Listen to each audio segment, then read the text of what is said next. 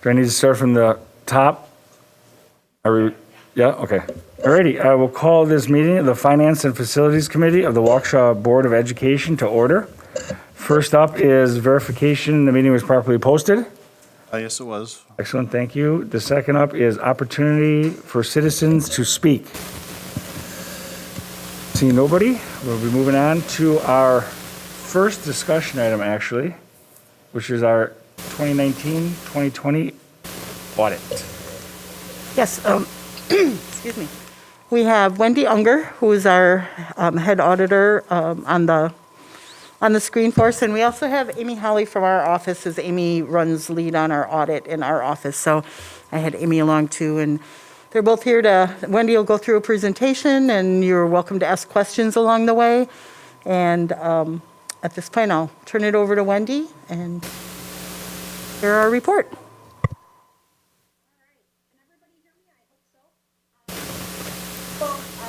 Sherry, do you want me to share my screen with the presentation, or do they all have it? Right up there. I have your PowerPoint. Wendy, I have it up for you, so. If you have it, that's perfect. I'll just start with that, and we'll work our way through that. Great. As Sherry mentioned, my name is Wendy Unger. I am the partner responsible for the Waukesha School District. Wendy, can you hang on 1 second? Because it's hard to hear, so we're trying to work on the volume a second.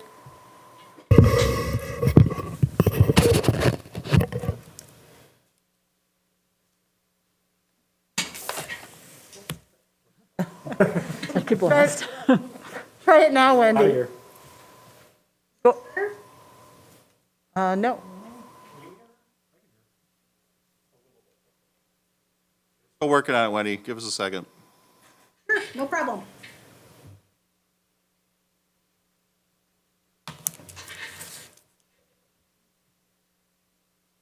Mic on there? Yeah, we're good there.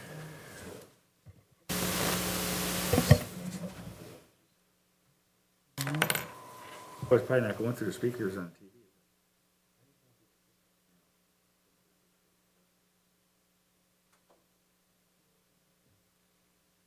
TV. Good thing they put the old man up front.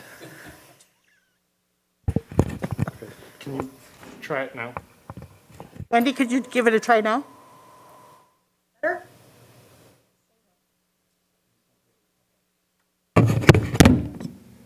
I heard that.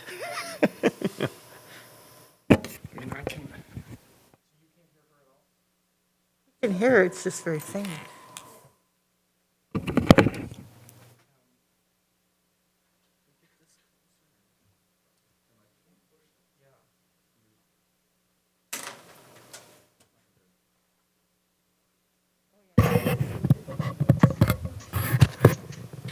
Is that mic on? Yeah. Okay.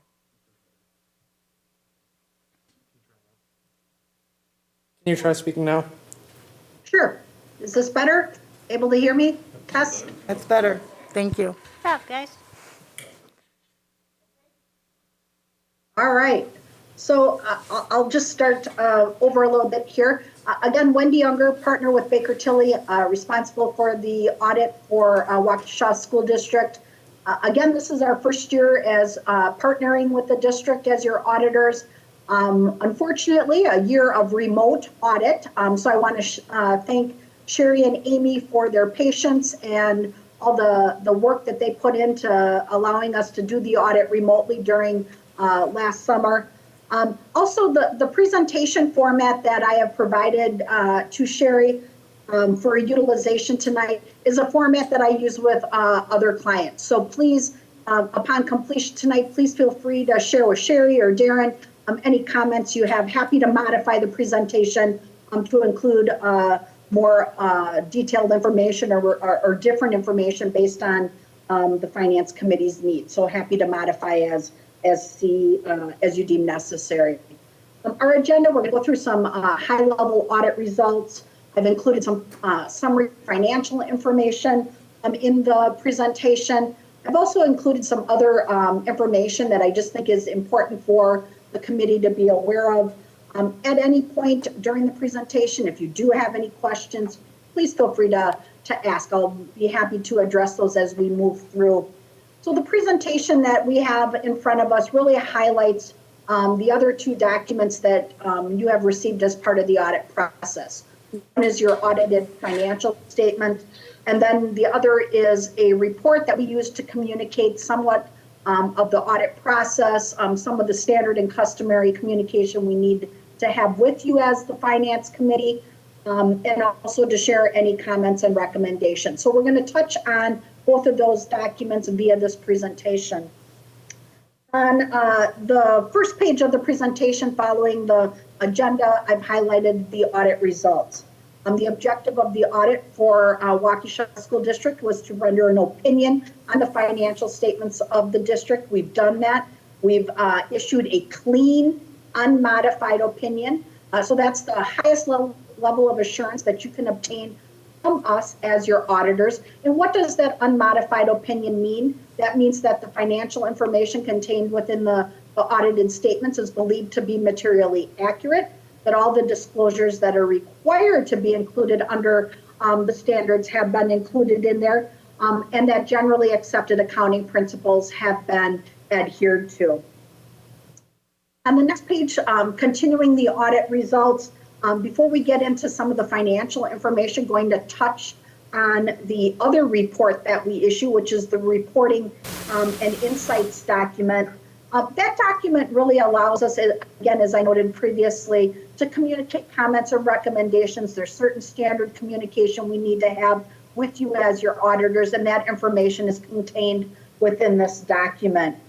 Included in the document, in the first section, it does talk about a material weakness. We, as your auditors, prepare the audited statements for the district. This is not uncommon, but again, the district has evaluated the cost benefit of having us do it versus the district doing it, and have deemed it appropriate for us to do it. So because we become part of your internal control structure for that period of time, that is looked at as a material weakness. Again, this is not unusual, uncommon for organizations. Also, during the audit process, there was one journal entry that came to our attention. It was a journal entry related to the recording of the debt. It was just a journal entry that was not included in Skyward. It was, the money was in the bank, that type of situation. It just had never been ran through Skyward, and that came up as part of the audit process. So that is also included in there as part of that material weakness. One other comment that was made within that section also was regarding new vendor review and approval. The district has already taken steps to address this. This is really a comment associated to making sure that the new vendors that are being entered into your system are legitimate vendors, appropriate vendors for district products or services. And again, in talking with Sherry, they've already implemented a process that there's a segregation of duties regarding how that vendor gets entered and the individual entering the accounts payable invoice. So again, already taken care of subsequent to year end. Also included in that report at the very back is a section titled that contains two-way communication. That's really our solicitation of you as management and the committee on any thoughts or concerns that you may have regarding the district, its operations, the audit process, and really provide some thought-provoking questions subsequent to this meeting and prior to the beginning of this year's audit. If you do have any comments, questions, concerns regarding operations or the process, please feel free to reach out to us so we can build in any additional audit procedures. Also, any communications of other comments or control deficiencies. There were no other items noted. There is a section included in that report that highlights new governmental accounting standards that will be effective for the district in the upcoming years. The one that I would probably mention, and it will require the most focus, is what's referred to as GASB 87. It is lease accounting. This is a standard that's been coming out for numerous years and is finally kind of getting closer to implementation than what it's been in the past. This standard will require all leases that are longer than 1 year to be recorded on your balance sheet. and then almost amortized, so more of a capital asset type item. So the accounting methodology will change. There'll be some additional footnote disclosures. And these leases range from anything from a copier to a car, to a building, to property, the full gamut of anything that can be leased. So we'll work with management to make sure that an inventory is done as appropriate and that the accounting is addressed. That is a couple years out, but again, some additional legwork that will need to be done prior to implementation. So we'll continue to work with management on that. On page 13 of that document, that's the section that's ours as your auditors, really just our required communication highlights, if there were any changes in accounting policies, there were none. You'll see verbiage in there. If there's a new governmental accounting standard that was effective, there were none for FY20, but you will see any communication in future years in that section. The one item in that section that I will draw your attention to or encourage you to take a look at is there are numerous estimates that are included within the district's financial statements. You have pension obligations, you have OPEB obligations, you have depreciation, you have compensated absences. Again, all of those are based on estimated values, based on actuarial studies or the like. And again, it's important for you to know that those are in there and that there's a portion in that section that highlights those types of estimates. The rest of the information contained in there is, again, relatively normal and customary. There is a section in there that highlights the material journal entry that was done as part of the audit process. But again, nothing else in that section is unusual or unexpected. The last item I will note in that document relates to the management representation letter.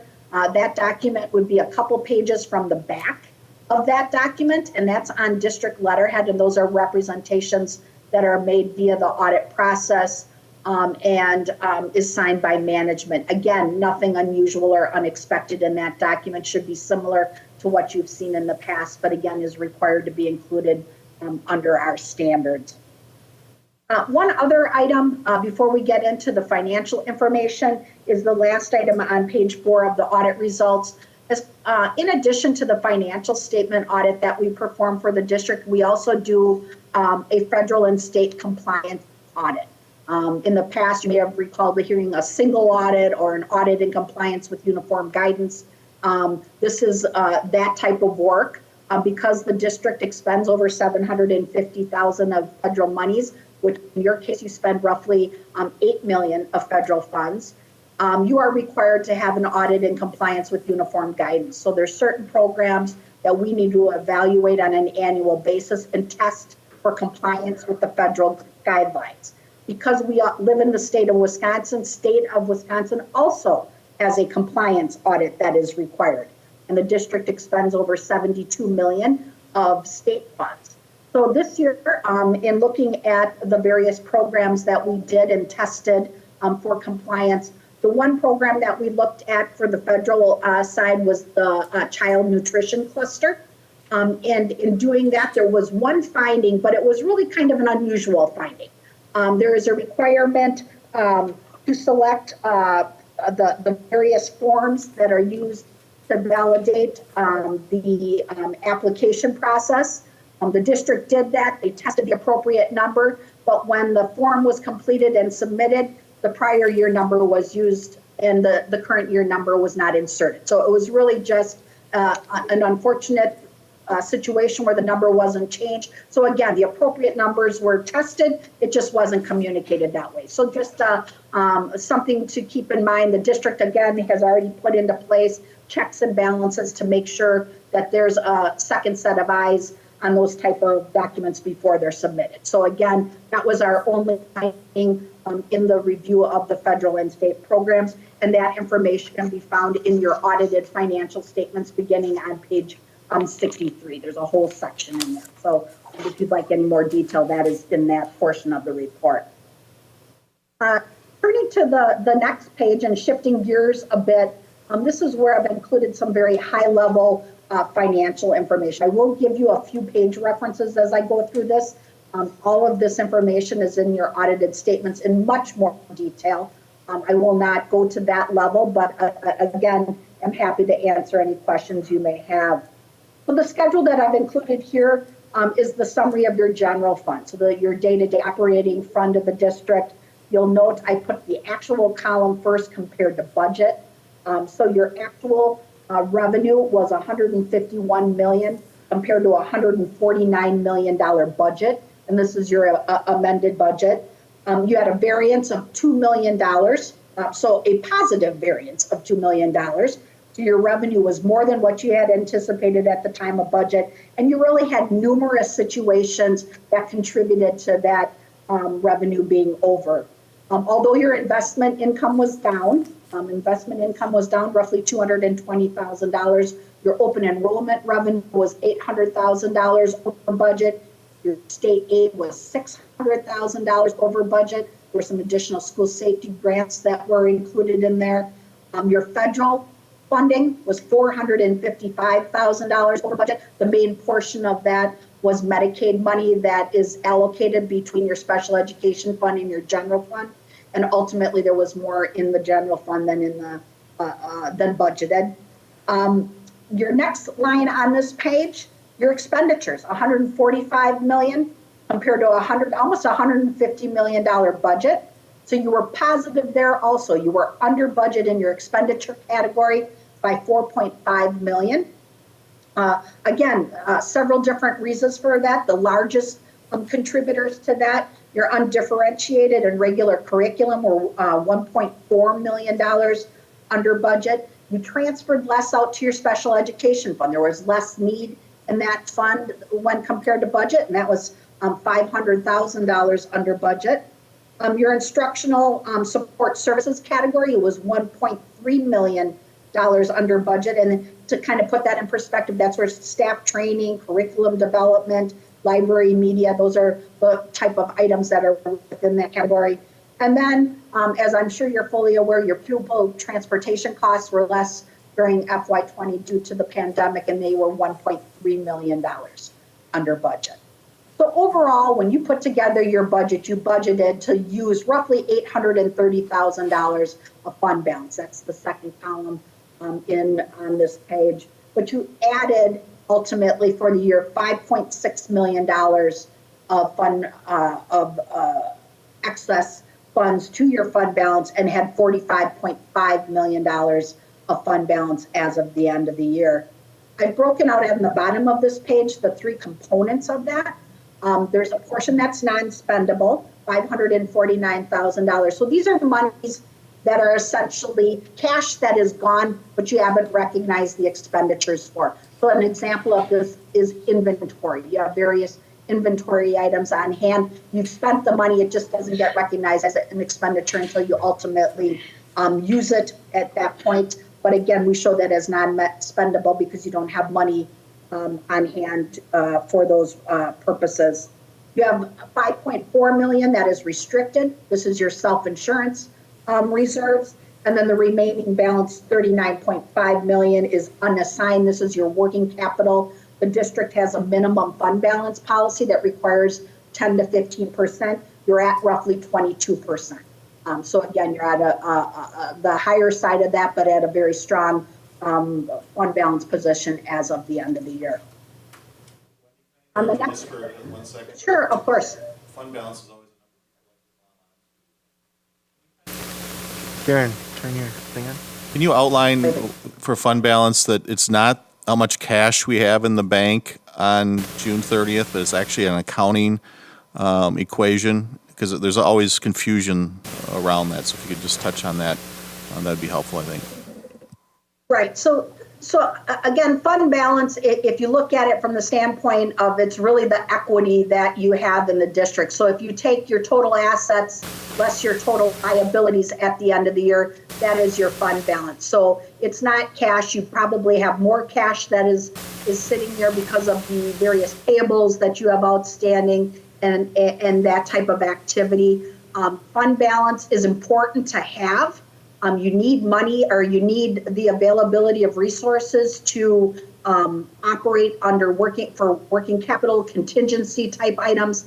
The fact that you're at 22% it again is very solid. That helps you when you go to the bond market also. Sorry, I lost my train of thought. Helps you when you go to the bond market, the 22%. Again, we typically, we share information regarding what we would recommend fund balance to be. We typically look for that to be somewhere between 10 and 25% of your operating budget. So again, you're within that range that we would typically hope to see. Anything else, Darren, that I can add? The expenditures and revenues that we're looking at, remember, we also furloughed 300 aides. We weren't paying transportation. So we knew we were going to have a very good fiscal year. If you measure, the balance sheet is the measure of a good school year. And that we were going to use some of those savings to help us in future years to offset state funding losses or COVID expenditures, et cetera. So. That's all I had, Wendy. Thank you. Okay, thank you, Darren. So moving to the next page, this is where we highlight the remaining funds of the district. Your special education fund is the first column there. That's your Fund 27. That has no fund balance, is not allowed to have any fund balance.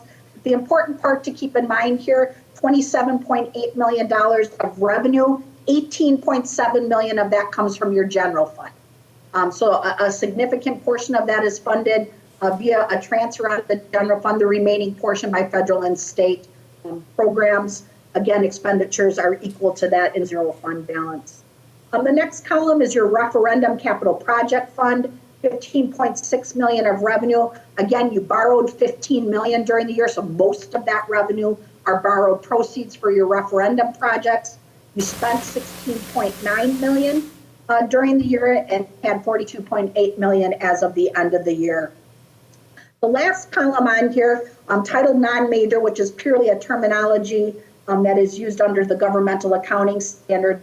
These funds are detailed out on page 50 of your audit report. These are the remaining 8 funds of the district.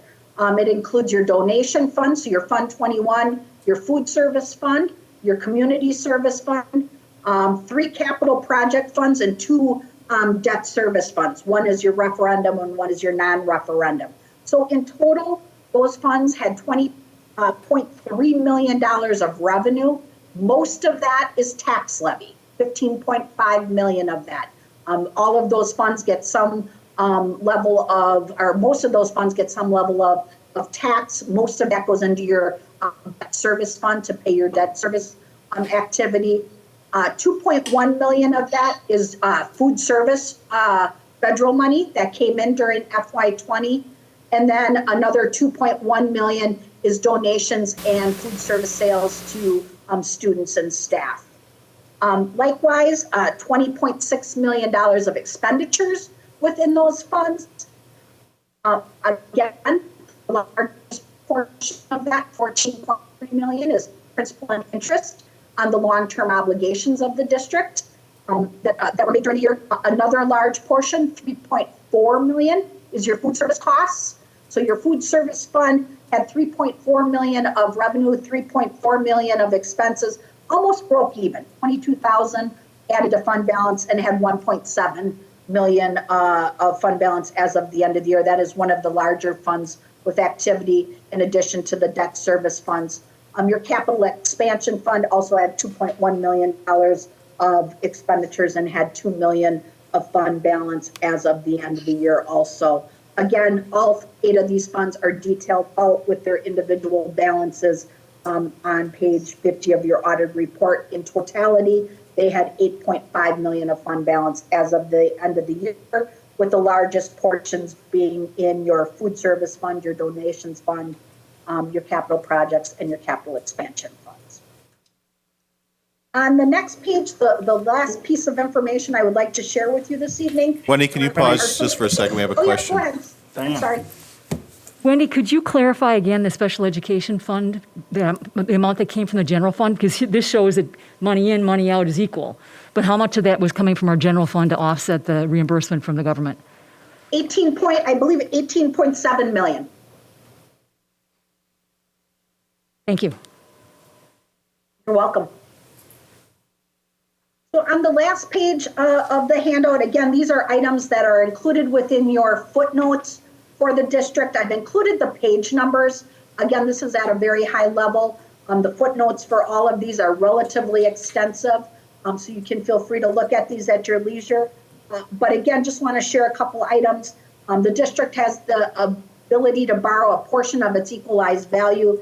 At the end of the year, that equates to $1.1 billion. There was 49 million outstanding, so significant borrowing capacity, just like to highlight that. The next item on here is your other post-employment obligations. This is detailed out on page 36. This is a liability that is recorded on the top side statement. So this is, the next three items do not affect the day-to-day operating funds of the district, but are obligations that exist that will be paid over, with it into the future. The other post-employment benefit obligation is the health insurance that's provided to retirees. That liability at June 30th of 20 was 42.1 million, and that amount saw a slight increase over the previous year of approximately $1 million. The next item, the defined benefit pension plan obligation. This is your stipend plan. So this is various benefits that are offered to various employee classes. This is not something that had been included within the district statements in the past. The total balance under this plan, the stipend plan, is 1.1 million. Again, it was new in FY20 only because the actuaries, I believe you switched actuaries, and the new actuaries found this as a liability that existed that had not been included in the footnotes in the past. Again, this is a topside reporting item and was 1.1 million as of the end of the year. The footnote on page 39 details out the various benefits and some additional information. Both this one and the other post-employment benefit obligations are based on actuarial data, various assumptions. And again, as long as these benefits are offered to employees, these type of obligations will exist. The last item on here, the employee retirement system, this is under GASB 68. This was implemented several years ago. The district has carried either an asset or a liability on their books over the last several years. This is the district's proportionate share of its participation in Wisconsin retirement system. It's an asset when investments are doing very well. As I'm sure you're fully aware, the Wisconsin retirement system is oftentimes overfunded, or sometimes it's underfunded, but it's always very close to 100% funded. So when it swings either direction, it will either become an asset or a liability on its participants' books and records. It's not something you will ever have to pay necessarily, and it's not really something you are ever going to get if it's an asset. Again, it's just really based on the investment position of the retirement system at a point in time. Another thing to keep in mind is that this item as of June 30th was an asset. There was $17.8 million asset as of the end of June 30th of 20. It was a $20 million liability at the end of June 30th of 19. Again, another item included on your top side statements, but it really shows the purpose of all these disclosures of these various obligations is just transparency, really letting the readers of your financial statement know what type of obligations or assets you may have. The employee retirement system obligation or asset at the end of this year is always off a year. So, for example, this one is based on 12/31/19 actuarial study done by WRS. So you're always going to have a timing issue, but we could never wait for the new study in order for that to be more timely. So just something to keep in mind. There is a little bit of a time lag. So when I say it's based on investment activity, you may think, well, investments were good at this point or bad at that point. This was as of 12/31/19. On the very last page of the presentation, I've included my email address, my direct line. I go through this at a very high level. I go through it relatively quickly. But again, I am happy to talk through any questions, go into more detail if any of you would like to talk. But I'd also be happy to answer any questions you may have currently.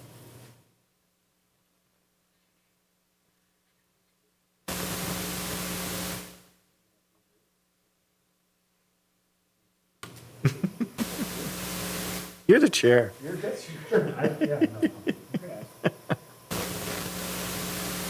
So actually, maybe I'll ask it, but I'll also try and round this out a little bit. So, well, first of all, thank you, Wendy.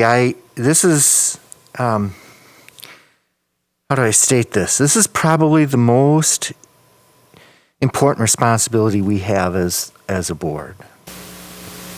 We represent our constituents, and this is a very large operation that we have going on here. And there's a lot of money that comes in and goes out. And the processes need to be put in place to keep track of that well and accurately. And I think our hats should be off to our group here, because essentially what your report was saying is the information is accurate. And there were very few suggestions. You had some suggestions that we could find to improve on, which is always good. And I guess we've had a tradition every year where we ask our auditors, because we're in the world of education, to give us a grade, A, B, C, D, or F. And maybe share that with our audience, and maybe in as simplistic terms, tell the audience, our constituents, where we're at. All right, so catching me off guard on this grade. Us auditors aren't teachers necessarily. All the time. You aren't, that's correct. But I will say, when I look at the operations of the district, and again, coming in with a fresh perspective and knowing what I see at other organizations that are similar in size to the district or larger or smaller, I would say the grade that I would give to the district is probably an A-, if not an A. And the reason I say that is I think the controls, the processes that we go through and we evaluate, hoping to find in existence at our clients, were there. I mean, all of the segregation of duties, the various internal controls over the various transaction cycles, everything that we would want to see were there. They were operating efficiently, effectively, appropriately. The one item that we noted regarding the new vendors, the district took almost immediate action and resolved that recommendation right away. Even in regards to the single audit work, we'd look at internal controls over that. We look at compliance. Again, to have that very minor finding that was noted, again, a very positive situation. That is not something we often have. Again, the fund balance position of the district, again, is very solid. It allows you some flexibility. Your debt capacity is very positive. You're on the low range or low percentage of that capacity. So overall, I say an A for the district. So one of the things that you probably had noticed is that we are very aggressive at paying down our debt.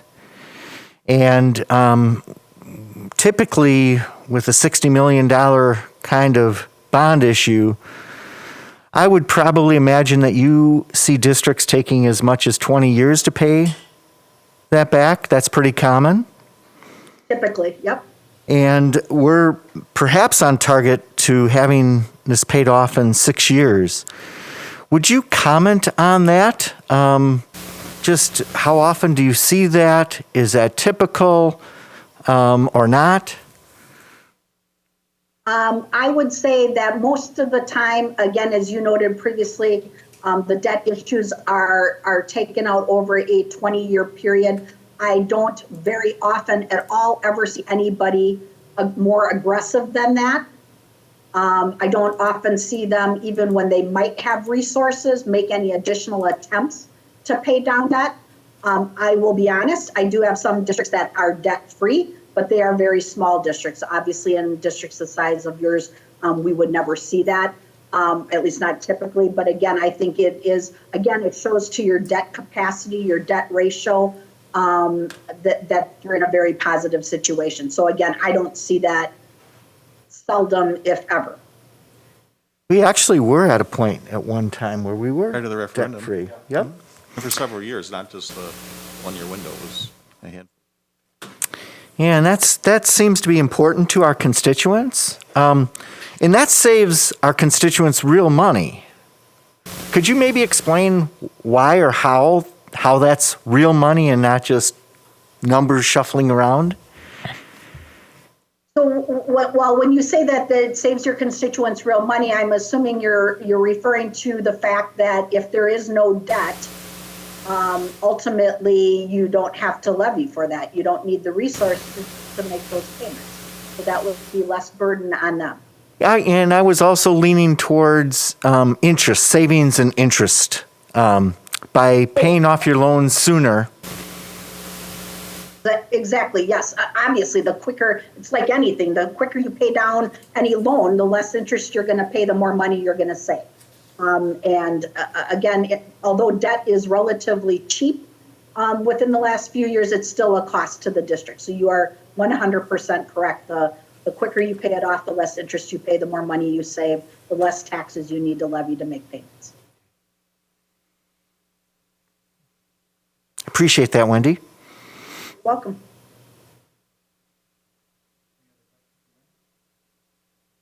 A quick note, we will post this, the audit reports on the district website tomorrow. We have a rolling 3 years of financial statements and budgets out there for the public, for anyone who wants to come out and review these. Just a reminder, and you guys touched on it a little bit, we did switch auditing firms, and one of the reasons we did that was to have a new set of eyes come in. So to see these results, as someone who oversees this department, I'm thrilled, and the work that Sherry and Amy do to bring all of our financial transactions together to go through the audit process is really excellent. The things that we had were minor. You factor in a new firm and COVID and everything virtual and everything else, I think we're really in a good place in terms of our procedures, but still have room to grow. So thank you, Sherry, for all their hard work through this. And also, this is the board's audit. This is the people's audit. So if you want, not to volunteer Wendy, but she is a resource to us all year, but also to the board. If you have, technical questions, I'd love it if you ran those questions through me. But if you want to go right to Wendy, she shared her contact information. So, but it is your audit. That's the one contract for sure we always bring back to you as a service contract. Is who do you want to bring this information? Because obviously it's a measure of how the people you've hired are doing. So please feel if you have any questions, we can use Wendy all year long on different topics that come up. So. Come on. Yeah, I've appreciated having access to our auditors in the past. Sometimes the questions I've asked were very complex technical ones. Other times it just, there's so much to the audit that, there is no question that is stupid, really. It covers such a broad range of aspects that you might see something 3 months from now. Well, that's okay. We don't have to have a full meeting on it. Maybe we do. It depends on what the issue is or the item is. But I've always appreciated having access to our auditors, so I encourage my committee members to not be shy and utilize that resource when you feel necessary. Can I share quick? We didn't print off big books this year, so we don't have the spiral bound books. You all received it in board docs, but if anybody would like us to print off an electronic copy so you have a paper copy.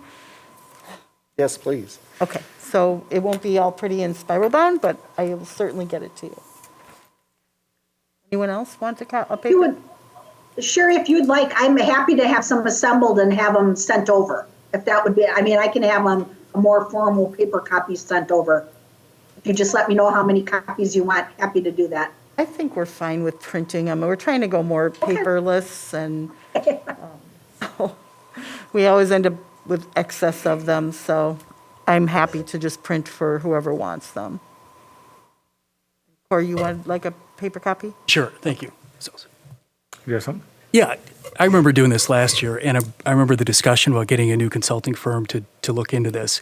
And I'm glad we did, and I'm extremely pleased with the work they did, but even more pleased with your department and how you did this. I mean, not only do we check your work yearly, we picked a new firm to check it again. It's a demonstration of your skills and your talents and how seriously this district takes the responsibility we have with our taxpayers' funds. So excellent job. I know it's easy to look at all these numbers and say, thumbs up, but we know you work on it year-round, so thank you. Mrs. Voigt? I want to thank you, Wendy, for your report, and I want to applaud our staff for the wonderful job they've done in earning an A in your opinion. Thank you. Welcome. Alrighty. Wendy, thank you very much for all your hard work. All right, well, thank you all. Have a great evening. You too. Thanks, Wendy. Thank you. Bye-bye. Right now, we'll jump back to our action items. And our first action item is approval of appeal requests for student transportation.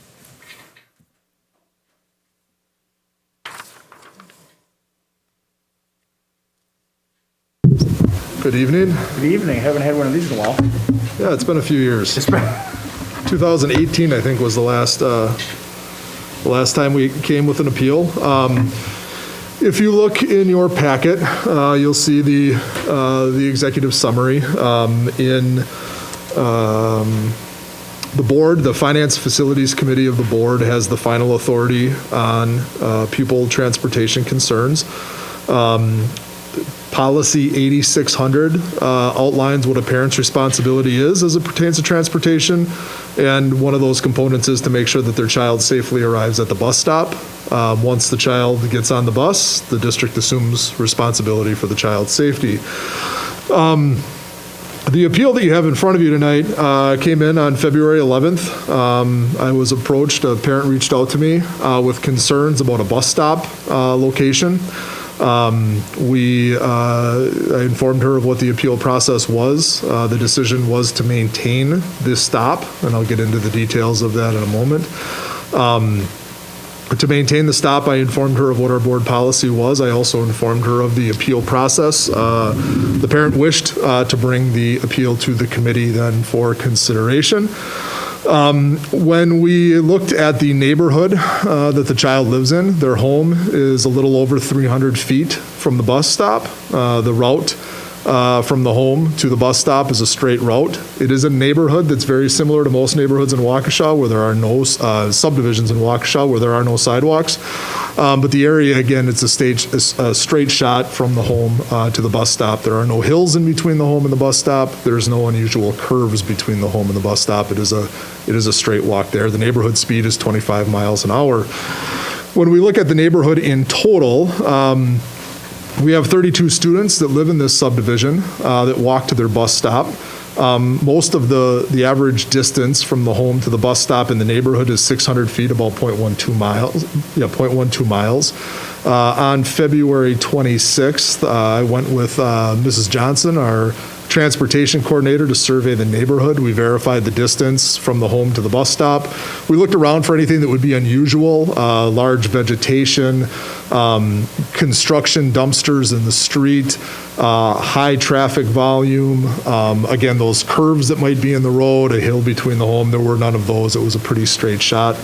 This evening, I've included 2 pictures of the neighborhood for you. I don't know if they're all printed out or not, but if you have your iPad or your computer available, you can see the overhead shot that puts the distance from the front door to the bus stop location at 350 feet. It's a 1-minute walk estimated by the technology that we use in the neighborhood. So we are here tonight again presenting the information to you. If the committee wishes to uphold the parent's appeal, we would have to go to door-to-door transportation. If the committee decides to deny the appeal, then the bus stop would remain where it is. Mr. Montiel. Thank you, Dr. Cook. Is the basis of their appeal the distance, or what is the basis?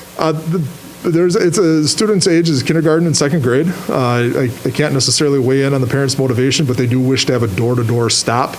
The district does not provide door-to-door stops unless it's a very unusual situation. For instance, if the roadway were a 35, 40 mile an hour type roadway, if the child had to get on the bus on a state highway, for instance, or a county highway where there's a very high rate of speed, we would consider door-to-door then. We wouldn't make them walk. But in a subdivision with 25 mile an hour posted speed, we do the neighborhood pickup then. So there's no door-to-door in Arrowhead Trails subdivision? There is only one door-to-door stop in this region of the city, and that is due to a unusually hazardous condition. Okay, thank you.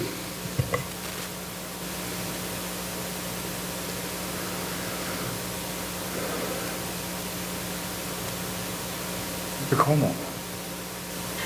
Yeah, Dr. Cook, is the pickup at the corner of Clover Lane and Arrowhead Trail on the map? Yes, it is. So that last blue dot, that Correct. lowest blue dot is where it is. And you Correct. said that there were 32 students altogether? 32 students in this subdivision at various neighborhood stops. Okay. So this isn't the only stop, so they don't all converge to the one, but it stops throughout Correct. the residential area Yep. there. Okay. Okay, thank you.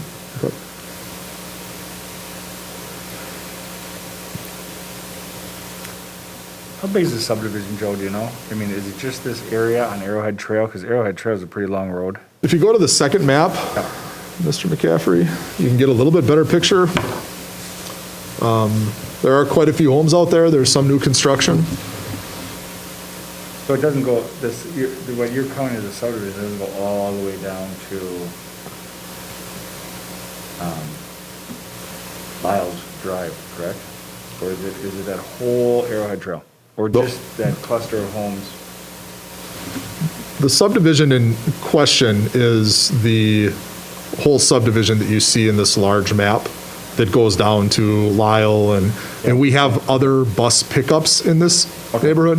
If you do go back to that first map that we had up, though, we're looking at the intersection of Cloverland and Arrowhead Trail as the bus location in question. They didn't give you any reason why they want their kids picked up at the door at all? They just preferred a door-to-door pickup, was our conversation.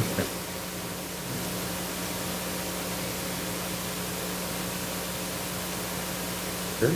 So, any other questions? Someone want to make a motion? Either way.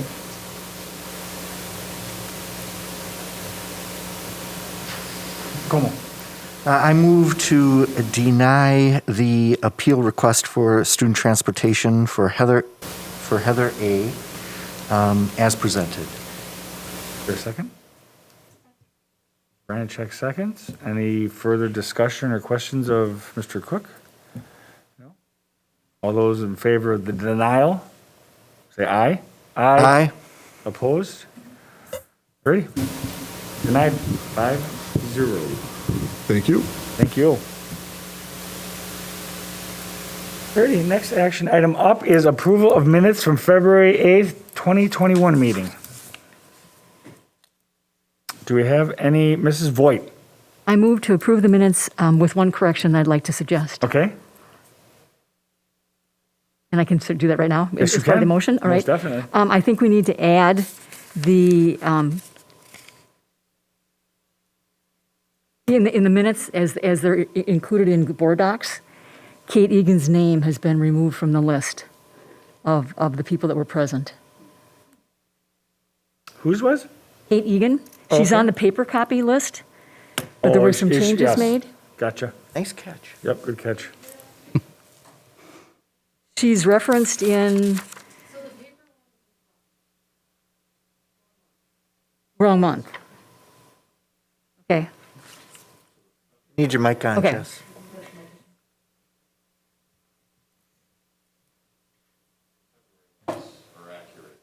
The paper copy's wrong. Gotcha. Yes. All right. Still a good catch. Kate was not here last month. Okay, because I was looking at these minutes, and then Kate's name wasn't at the top of that list. Okay, yes, then there's no need for that correction. Okay, so let's restate the motion then. I make a motion to approve the minutes as presented in board docs, not the paper copy that we received. Excellent. Is there a second? I'll second. Montiel, any other discussion? All those in favor say aye. Aye. Aye. Opposed, none, 5-0. All righty.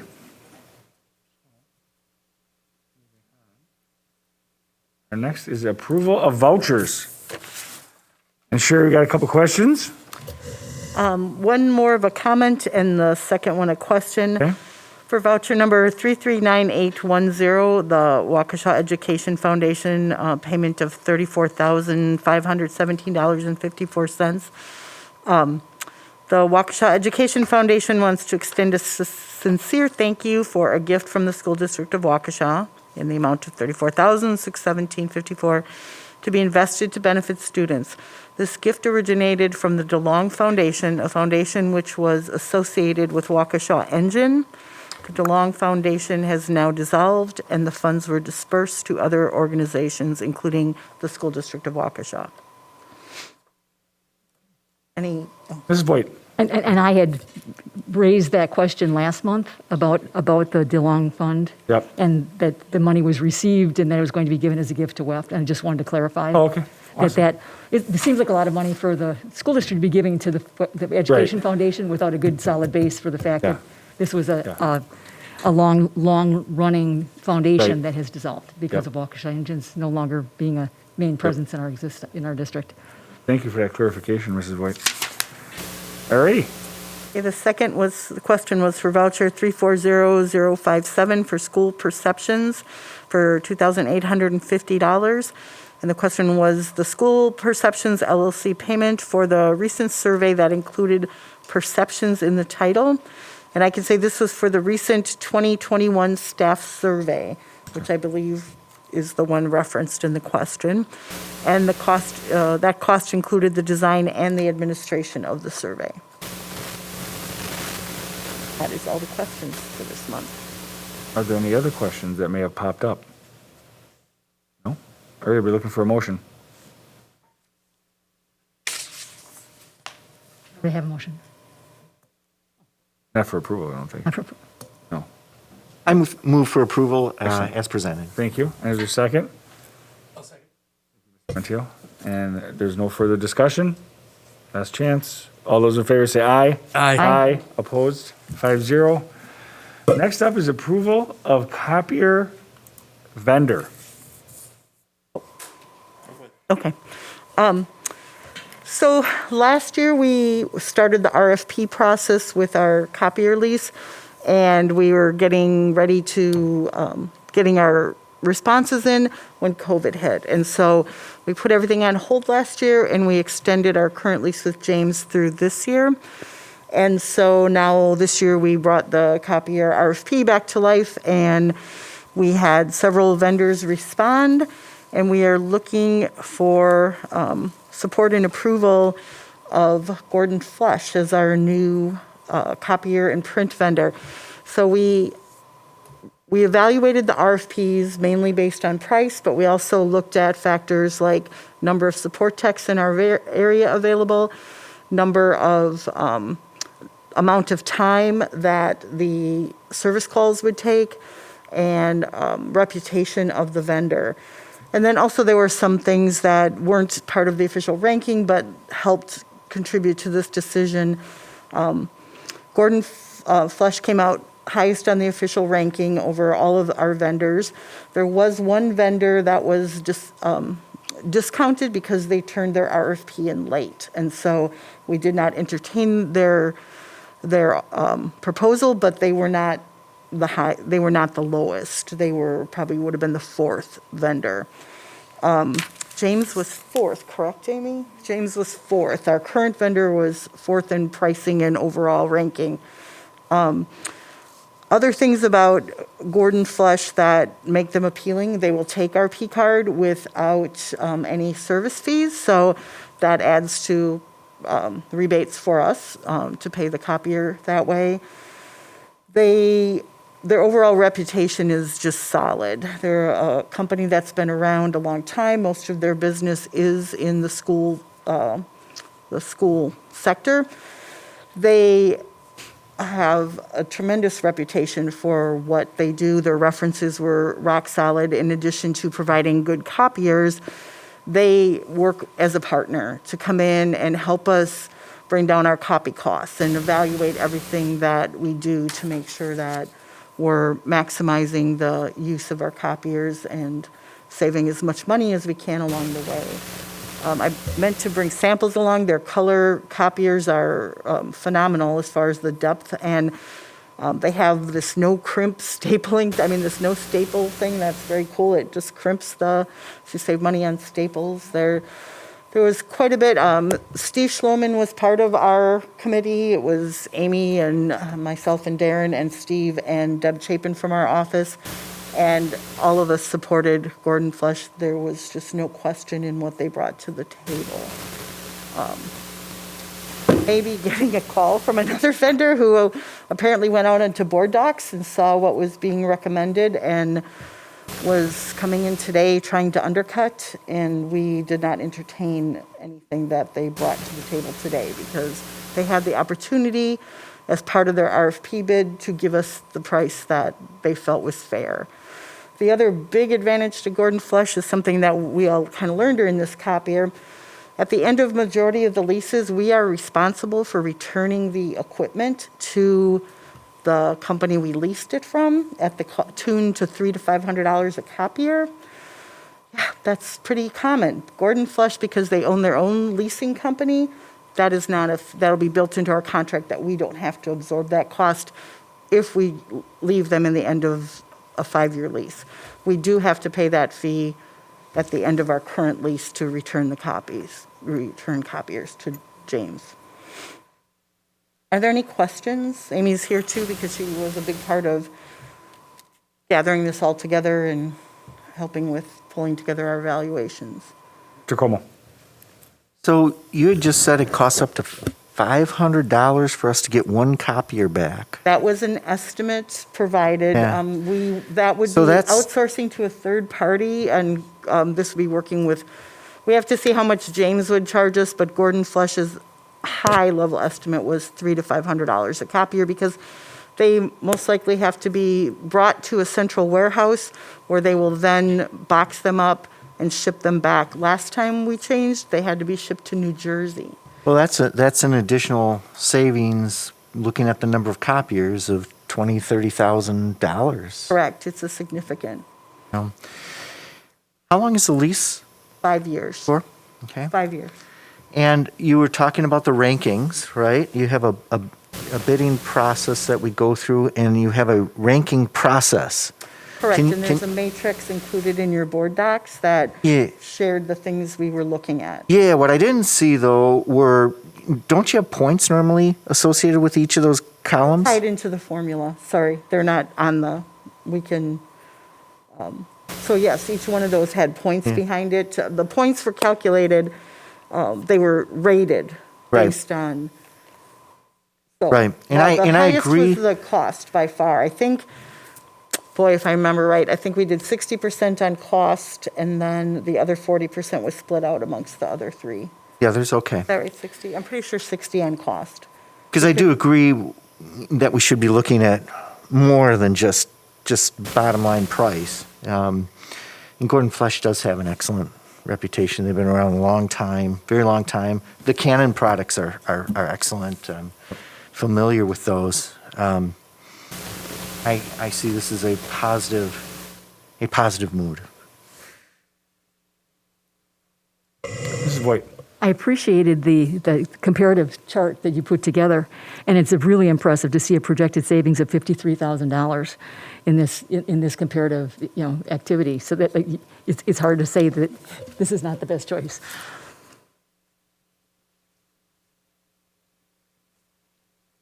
Montiel. I'm sorry, and the 53,000 is annually, and the 23,000 savings is on top of that, if we do turn them in? The additional savings to return the copiers is on top of that. That was not included in that $53,000. Okay, good, thank you. Right, right. correct.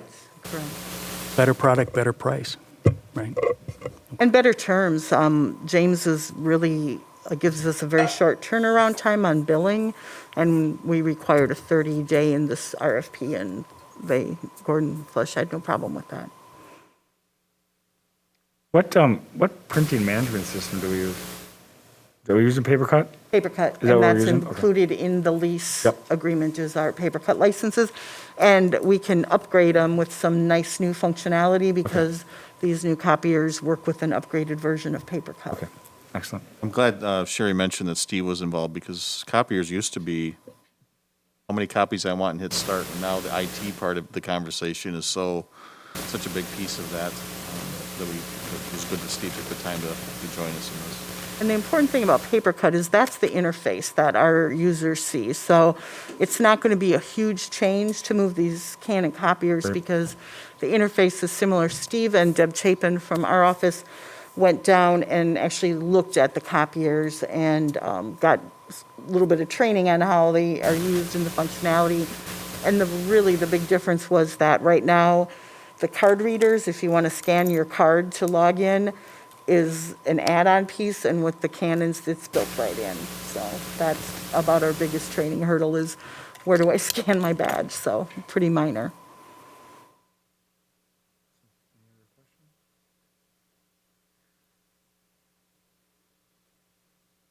Alrighty, I'll be looking for a motion. Mr. Montiel? I'll move to approve. Is there a second? I Mrs. Voigt? second. Further discussion or questions? Mr. Como? Real quick, the contract itself will be coming forth at a later meeting if this gets approved? Correct. Alrighty. All those in favor say aye. Aye. Aye. Opposed? 5-0. Moving on, our next action item is approval of the agreement with Pro Healthcare to provide healthcare clinic services.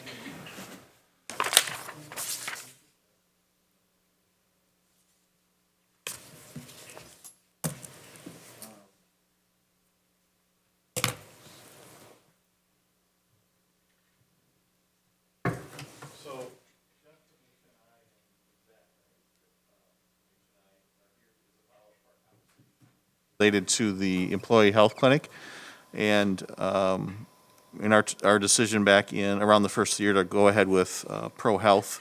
So we've been in contact and in conversations with them on their, the legal document to support that decision. So what I gave you in board docs was the first draft was what our attorney's input was on the initial submittal by Pro Health.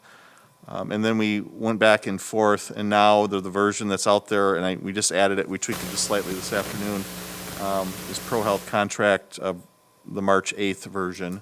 Not very many changes at all, as a matter of fact. And then the other thing I added today is the exhibit that would go, and it kind of marches you through the different costs, because it's all based on the number of hours of services we want to provide.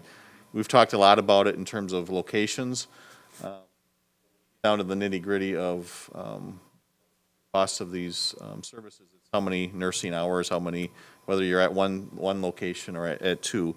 So for here is, I can walk through some of the more major changes. We can take action tonight. If you want to take this as a first reading and come back again next month, I'm comfortable with that. I don't think Pro Health, but I think we're at a point where you can at least consider whether the contract is covering all of the concerns you might have. So I'll just go through the contract in Article 2.1. There was language in there for 3% increases automatically built in. We've stop that after the initial period. Last time we talked about the desire to have the board re-enter the conversation contractually, meaning this would end, because the first one was written perpetually. But after the initial period, there's the option for one more additional contracts year. So at max, this is a 5-year agreement, and this will back to the board and the committee. And then in year 4 and year 5, the rate increase is a mutual agreement on, so we'd have to negotiate having the 3% built in automatically. Article 4.3, it took a little legwork, but our attorneys built in language to reflect our obligation to open records requests. ProHealth wanted some restraint on that, but we kept on pushing that obligation under state law to follow our open records obligations. Article 7, there's some cleanup language in case this is timely. A lot of the contracts we'll be looking at over the next year or two, we'll be talking about what happens during a shutdown, which we've never talked about before. But it cleans up that, that further protections for Waukesha, that we don't have to continue paying if there's no services being provided during a shutdown, especially one out of our control. Article 8, there was a change to put down what we had already agreed on, but just to strengthen the language where ProHealth agrees to refer to premium designated physicians within our health plan, not just to ProHealth's network, but within our UHC network. Article 9, I didn't put a very good descriptor on here. I think it was, standard indemnification language. Then in Exhibit A, we had talked about breaking down how much is a nurse, how much is all the services we could provide within the clinic. And we're now comfortable, I think, with, everything's $92 an hour, basically.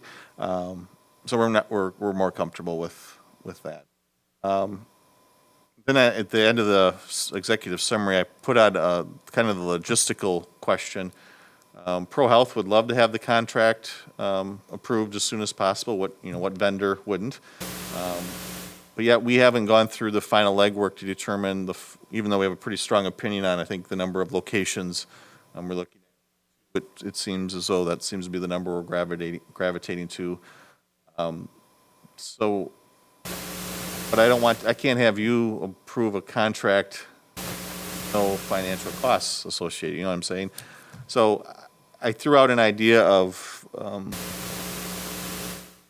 approving it with a clinic, an hour max. I'm just trying to figure out how do we get to, all the things that are aligned, it's just a matter in the order of the things we do. My idea was you could turn it over to administration within parameters, to finalize the locations and services to be offered. Try to go back to ProHealth and see if they're willing to do all the legwork without a contract in hand. So it's just an awkward timing thing. I think we all know where we're heading. I appreciate the feedback on how you want to. And if we went with a broader approval that allows us to finalize it, we could always report back to F&F on our. Those were just some ideas to get us through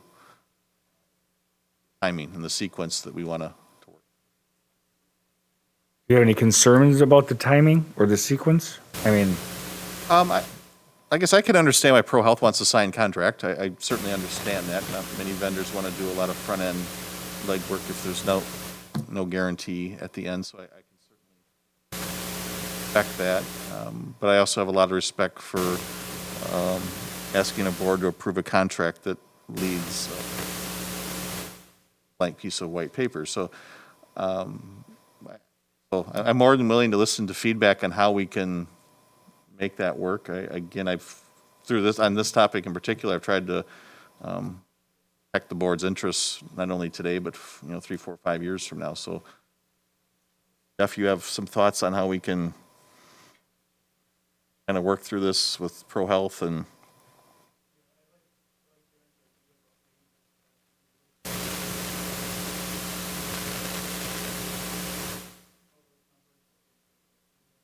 Is his mic on, Ben?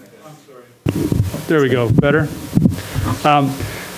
If the board would consider, we would advocate to allow administration discretion with a not to exceed kind of dollar amount, which I think Darren has provided. We're working well in advance. Part of the issue, folks, is that we're working so far in advance because we got out so far ahead of this, because we have this looming December 31st, 2021 date that we needed to know about the other relationship. So that's part of it. But there's also just a lot of legwork, a lot of communication. So the sooner that we can begin to communicate this to the employees of the district, and we're going to have a lot of education and communication, the more successful we're going to be. So we would advocate for as much time, obviously, as possible as implementers, if you will, and wanting to make sure that we ensure success. So are you concerned that they're going to tell us they can't have these locations? No. No? So, No, that's not the concern at all. It's just, okay. are they willing to do the legwork without a contract in hand would be my, That would be your concern. and again, I understand that. If I owned a company and you own a company, you have to venture all that quantity of resources and then you have to sign documents, so. Okay. Mr. Coleman? Yeah, in the industry that I'm in, sometimes what we do is we come up with an agreement for what we call discovery work. And I don't know if this is the equivalent of discovery work, but there might be some parallels there. So what I understand is there is a fair amount of work that goes in to determine where these 2 or 3 or 4 or however many locations are going to be, because we have to take a look at where people live and try and figure out which clinics are closest. Is that the legwork that you're talking about, or is this other legwork? I think that's part of it. I also think it's finalizing the services we want to offer at the clinic. You want to offer them all right out of the gate? Do you want to stage them in? This is in board docs, but this is kind of a breakout of cost by left to right is number of hours. And then on the left-hand column is, I'm sorry, I can't pull that up anymore, is clinic coordinator, occupational therapy, HRAs, flu shots, those types of services, and timing and figuring out exactly what's the best way to start the clinic. So do you have Yeah. a cost for the legwork effort? And where I'm getting at is if we want to really see a final contract that we're comfortable with numbers that we know we would like.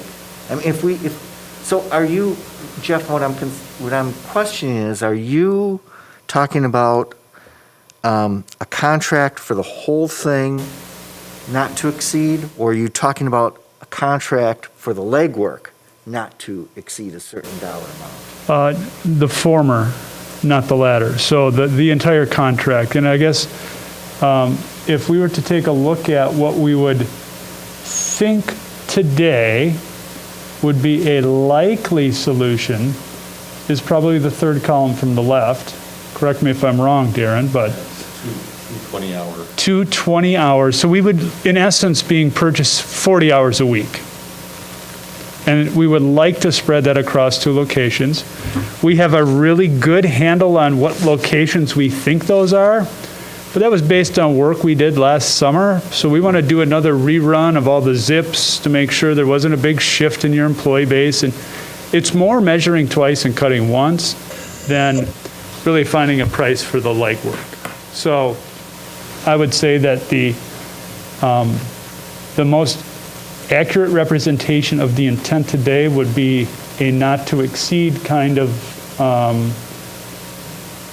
recommendation of the third column from the left, which would be purchasing 40 hours per week of time from a medical professional, and then the additional other services which we would like to consider, some of which we may decide to delay until the second year. Is that fair, Darren? Yeah, and I should have added, this sheet is actually in a black and white handout at your desk, so if you're partly to read it, it's all there. I might also add that one of the reasons why this model will work well for the district is because we will be able to scale up at some point in time or scale back if we want to. So the range during the period of this contract, and hopefully it's very successful, we'll be scaling up because we're getting results and ROI and people are engaged in it. So, or we do have the opportunity to scale it back. Remind me of the frequency of scaling? Is it like once a year? Is it once every 6 months? I think from a practical standpoint, we talked about taking a look at that after 6 months, because quarterly seems a little bit early, and also right out of the gates, we want to establish some good benchmarks and some solid information before we go ahead and rationally make decisions. But we're going to really try to be good stewards. And what we know today is that if we went 30 hours a week, your people would not get the care they need. If we go 40, we have a little bit of capacity. So it's going to take a while to require additional capacity. Not you. Yeah, thank you. I'm not sure exactly what we're voting on or how we would even move. Are you asking for the committee to approve a contract for an amount up to the $479,360? Is that what we're asking for? That's where we want to end up. I'm asking what's the best path that's the most comfortable for the board to get there. What are our options again? One would be, and these are just the ideas that I've come up with, is to put it on administration to finalize the locations and the costs. The motion could include not to exceed, Yeah. we use column D here, Yeah. 479,000 if we did all the services right out of the Right. gate. The other one is, going back to ProHealth and see how much they're willing to do without a contract in hand. And then I was just sitting here thinking, I don't know why I didn't think of this earlier. Ultimately, are we simply asking the board to approve $92 an hour for whatever we end up doing? And then maybe we could bring back a plan, have you sign off on that, but at least we would know. First of all, ProHealth would have the commitment in the form of the contract. We would know the ruler, the $92, and then maybe we can come back to you and say, all right, we've done all the zip codes, and here's the final locations, here's the number of hours times 92, and then that's what you're approving. Okay, because that's right. That's the third one. I just don't know why I didn't think of that earlier, to be honest with you. Okay, so I guess that's where I need a little help to understand. So if we would do that, approve the $92 an hour for services, then ProHealthcare would have a contract? I just want to hear the word contract. I want to see a Yeah, contract. they would have the contract that's in docs. Okay, Exhibit A, like it says now, says $92 an hour. Exhibit B gets into locations and all that, and B would be, at this time, eliminated or blank, I guess. So does that make sense, Jeff, that we pretty much just approved $92 tonight? I think we could do that, and then, And then that way they have the security, ProHealth has the security of an agreement, and then we just have to fine tune. fine-tune the locations and fine-tune the bottom 4 or 5 lines on that to see whether or not we're going to subscribe to all those services out of the gate. I would also just add one thing, and that is that today, the district is spending in excess of $1.1 million for all of these services. So this is not additional expense. This is actually how much are we going to save, but how do we move this along in a way that's prudent for good execution, plenty of good education, but yet protect the board. Once you figure out the locations and I forgot the times, does that then come back to the board? I could, just as this idea is coming into my head here, I would come back to you and say, here's the plan that we have come up with. Is that maybe you're acting as an addendum to the contract, adding Exhibit B with both parties, and you can help me with what you believe and how that would work. But I would think ProHealth would be satisfied with that. Yeah, I think they've been very flexible throughout this process, so. And then just operationally thinking, the next step in that, the board has given administration a lot of leeway with the current employee clinic. I wouldn't want to set us up for every time we gained 2 hours of nursing or went down 2 hours of nursing, so we're coming back with you with, here's the latest, maybe an annual report of the changes we've made, and we go from there. Again, that's beyond the contract and more, how are we going to move forward beyond?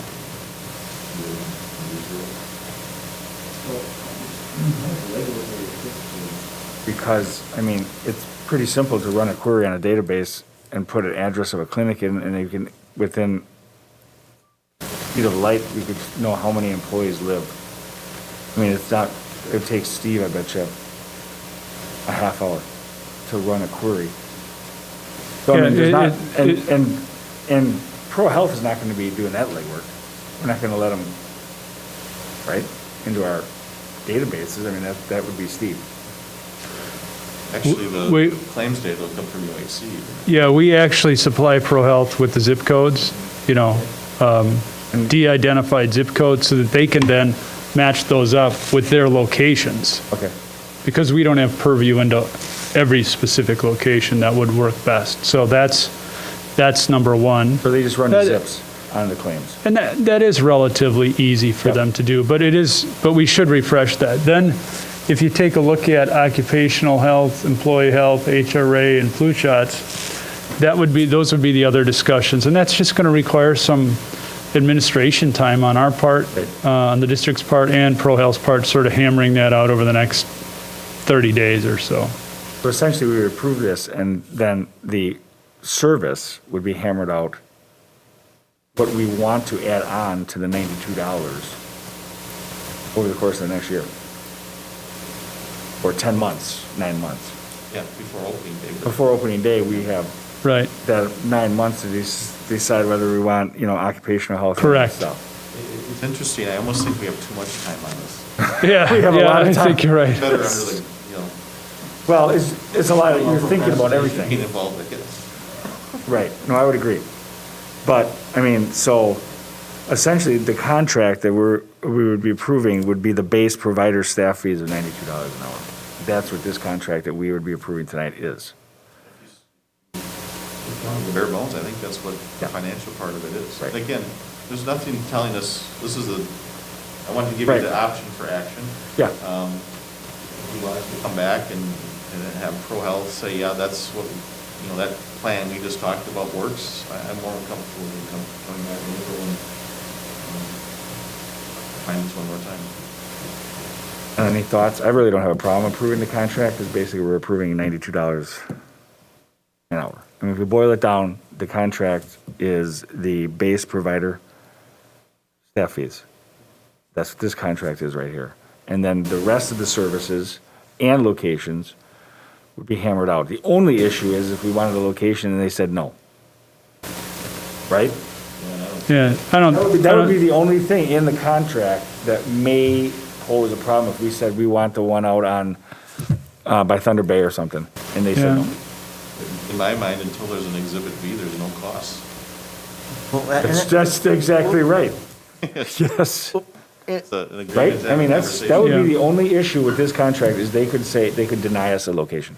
Yeah, and I think the likelihood of that is next to nil. I would also just interject that the additional costs below are what we've been talking about all along. Right. We actually think that it's probably likely that you will go down that path, but, so we don't want to suggest that it's, the 191, or is it the 191 there? It's probably going to be more like 475, and that is a really a solid number. But we still have the information to firm up. Right. Maybe there's a line item there that goes. Yeah. We just could don't know. Add or subtract any of those services. Yeah. So I don't have a problem. Does anybody else have a problem approving the contract, which is basically the base provider staff contract? I would just, maybe in the motion, we could put sort of requirement or that Exhibit B be brought back or something, kind of, For approval or for just report? that'd be up to you. Because we already approved the I guess I contract. would like report, but that's the horse apiece to me, I guess. Como. I'm comfortable like you are, Mr. McCaffrey, with approving the $92 per hour. What I'm uncomfortable with is I don't have that in front of me. I mean, I got pieces, but in the final. In the contract? In the contract itself, where is what we're talking about right now? Or does that need to be added? I'm not. Exhibit A, right, here, Darren? First line of Exhibit A or first bullet point. And while he's looking for that, it's actually, But that doesn't Exhibit A- 191, the $191,000, if you actually took 40 hours per week times $92, that calculates out to $191,000. And it's, Oh, yeah, it's in Exhibit A, the first. and it's, I believe it's the first line of Exhibit A. I don't have it right in front of me. It's just off of memory. Yeah, but there's a bunch of other things in there too in Exhibit A, right? I don't have it right in front of me, so. I see in Exhibit A, $419,680 per year, one site. $706,000, Is that the 720. original one? For four. Am I looking at the wrong one? I gave you several versions. I gave you what Okay. our attorney's initial responses were, because I thought you should see what they recommended we put in. And then I Okay. gave you kind of a midpoint. I'm trying to get back to Word docs here. Oh, I'm looking at the. Version 3? Is that what we're looking at? I'm looking at the version 03.08.20. Today's date.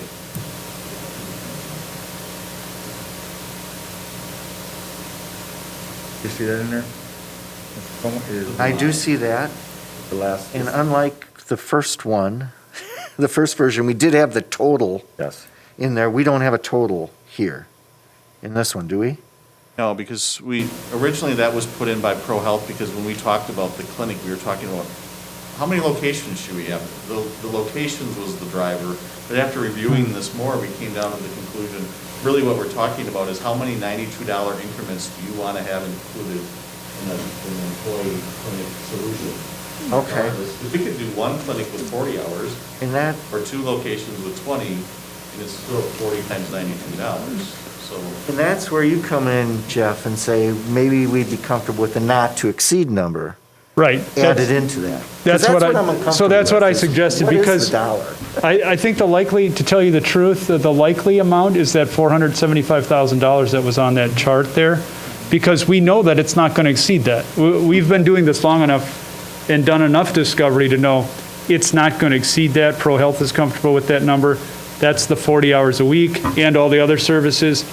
What's likely to come, as a report in April or something, Darren would maybe come back and simply indicate that, hey, it's 410 because we pulled $60,000 of services off, so that's what we're going to roll with for the first year. We're going to tier some services. Or we'll tier it, it'll stagger it over the course of, but that 475 is a solid top line not to exceed number. So if the board would give the latitude to administration, that would be part of it, that we would approve the contract not to exceed a basket of services of 475, including the $92 per hour practitioner charge as the underlying, and then just not even mention locations, because like Darren said, it's really not about the number of locations, it's more about how much time we're purchasing. What do you think, Joe? I would be okay with the not to exceed in the motion. And obviously would need to make it, we need to make sure that we're following up the contract. Could we add it to the contract? Could we add that actually to the contract, not to exceed? Yeah, but what if we want to go to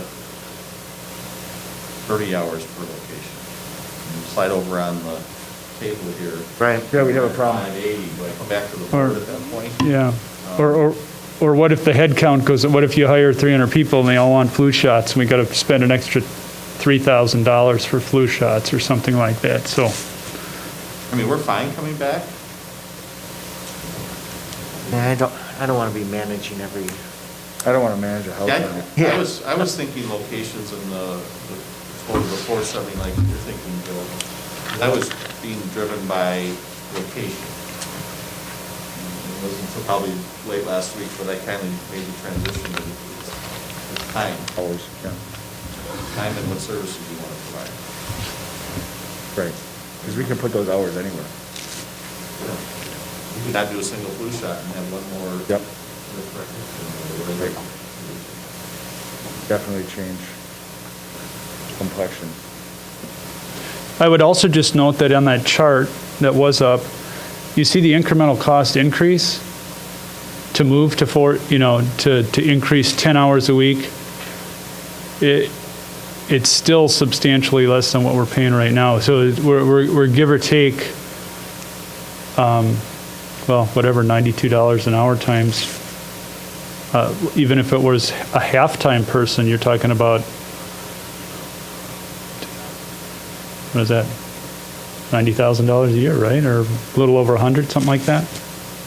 Right around 100. My math is, sorry, that's just on my head. Yes. So what does Exhibit A look like? Would it remain exactly the same? The reference is the $92, and that's the main thing. Yeah, but there's a bunch of other things in there, and those other things need to be in there? We have things like all care recorded in Epic, and that's a requirement, promise that co-house is made, I think that should be it. Yeah, I'm just asking. yep. So Exhibit A would remain the same, as is? Unless the recommendations to change it, but yes. And we're comfortable with all of Exhibit A. We've worked through that together, Right, that's the due diligence you guys have been right? going through, okay. And to add 10 hours a week costs the district $96,000 a year. So as you think about scaling, Up or down. up or down, up or down, plus 10, minus 10 is a delta of about $100,000 on the total. So we're not talking about big swings. We're not going to be coming back to you at 475 and all of a sudden now we're at 900. It's just, that's really impractical to even think that would happen.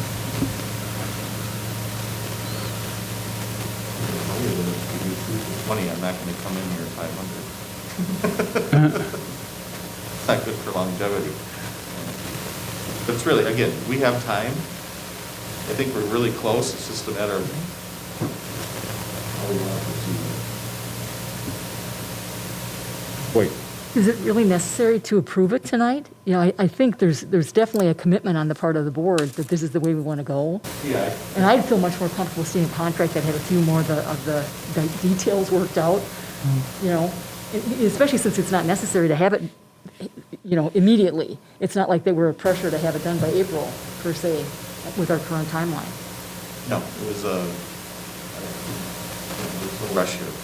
Would they like to see it? Sure. That they shouldn't be the driver in this conversation. It's when the boards are comfortable voting on it. Right. So whatever we do to make that happen, or at least consideration, Jeff and I are willing to go back to them, even to go back to them and say, we're willing to approve everything dependent on Exhibit B being finalized and approved at some point, at least reported out to the board. Maybe I come back next month and say, are you comfortable with just the 92 down, you know, essentially through Exhibit A? Are you comfortable with that? We don't mind reporting that out a month from now. So Exhibit B is just the locations, Yes. which could change in 6 months. Good, We're really talking about the kickoff. Right, I mean, you're talking about the first 6 months. right. Because that could change in 6 months, we could change the location. By September of 21, we could be at a third location. Yeah. For 10 hours.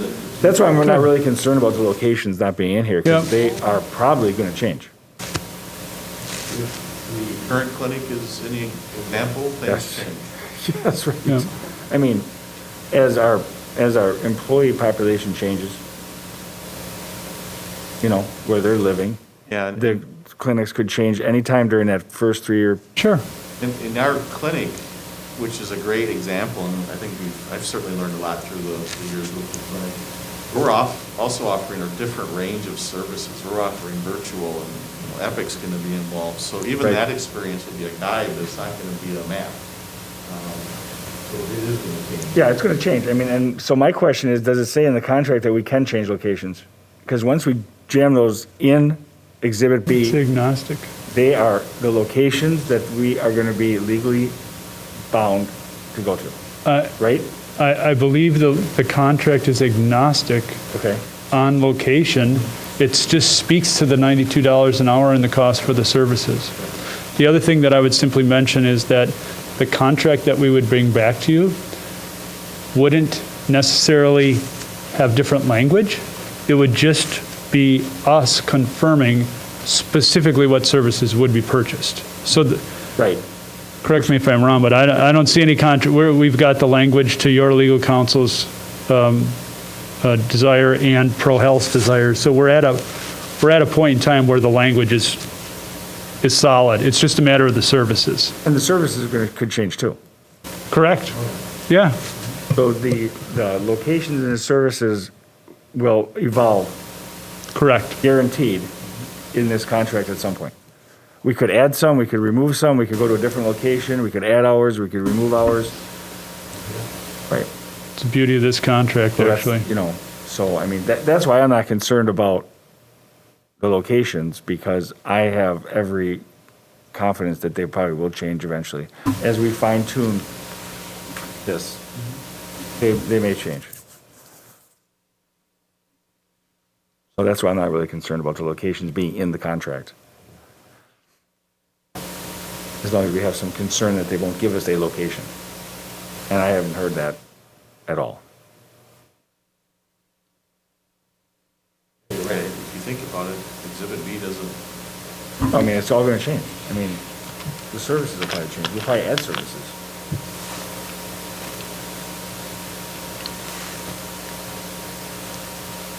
Mr. Montiel. It may just be between my own ears, but I'm not exactly sure what in the world we're doing. I get it, I think, but unless I'm 100% positive what we're doing and what it means, I just don't, I've been paying attention and I read this stuff. I'm not exactly positive what we're doing, not implying there's anything wrong here, but I don't know how I can vote to prove it with my level of understanding, so it might just be me, but. So what are you looking for to better understand it? That's the question. I just want to make sure everybody's getting the information that they need to vote on it. Yeah, I think I think what the gentleman suggested is, I think you said there's a confirmation you could get from ProHealth here saying, yeah, this is what we want, and this is what we agreed to provide. I think the second or third thing you just said before. So everything that is in this contract, they're willing to provide at the price that they've identified in the contract. What the district needs to determine is which services and how many we want to purchase. To us, that's the only variable, and where those services will be rendered. So we have a blanket agreement that encompasses all the prices, terms, and scope of service. It's up to us, the customer, in a not to exceed price. It's up to us as the customer to go back to them and say, I want that and that and that and that. A la carte at that point. Yeah, it's a la carte right now, and so I really don't think that the contract will change either based on what we buy, because the contractual terms are going to be there for us to purchase on an ongoing basis. So it's really a matter of us as the customer saying, yes, this is what we're going to purchase, and here's the price, so that you know what you're signing the check for. And the point before was that today, from what we can look at, what we believe to be true, it's not going to exceed that 475 number. Okay, so you basically Does gave that us a help? menu, and then you're asking us to come back, the administration to come back and say, this is specific services we want, but then give the authority that it cannot go over that specific 474. Correct. But not to go over that at the outset of the clinic, because if we add hours in a year, we are going to exceed that. Right. So it has to be clear that that 479 is not to exceed at the start of the clinic. Correct. Not to continue through the entire contract. Otherwise, we wouldn't be able to expand our hours of services. Got it. Is key as well. So the 479, 360 would be at the onset of the contract, not to exceed initial setup.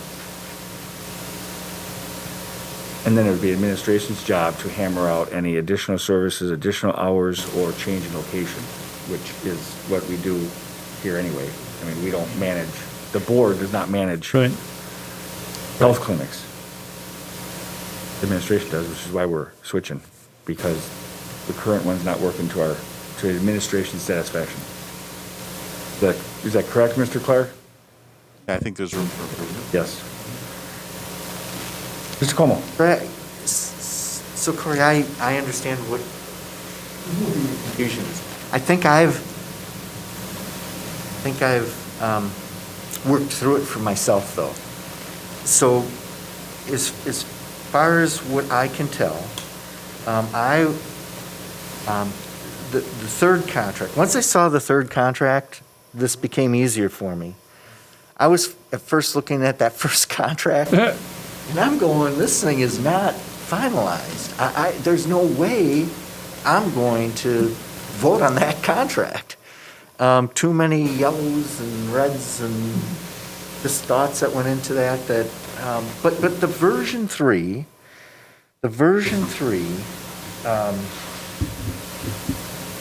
I'm comfortable with.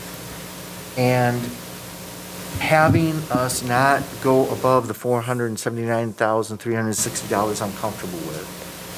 And what I heard Jeff say, and I'm assuming is accurate, is the contract, the way it is written in version 3, really would be the same if you guys went out and did your due diligence. You continued dotting some I's and crossing some T's.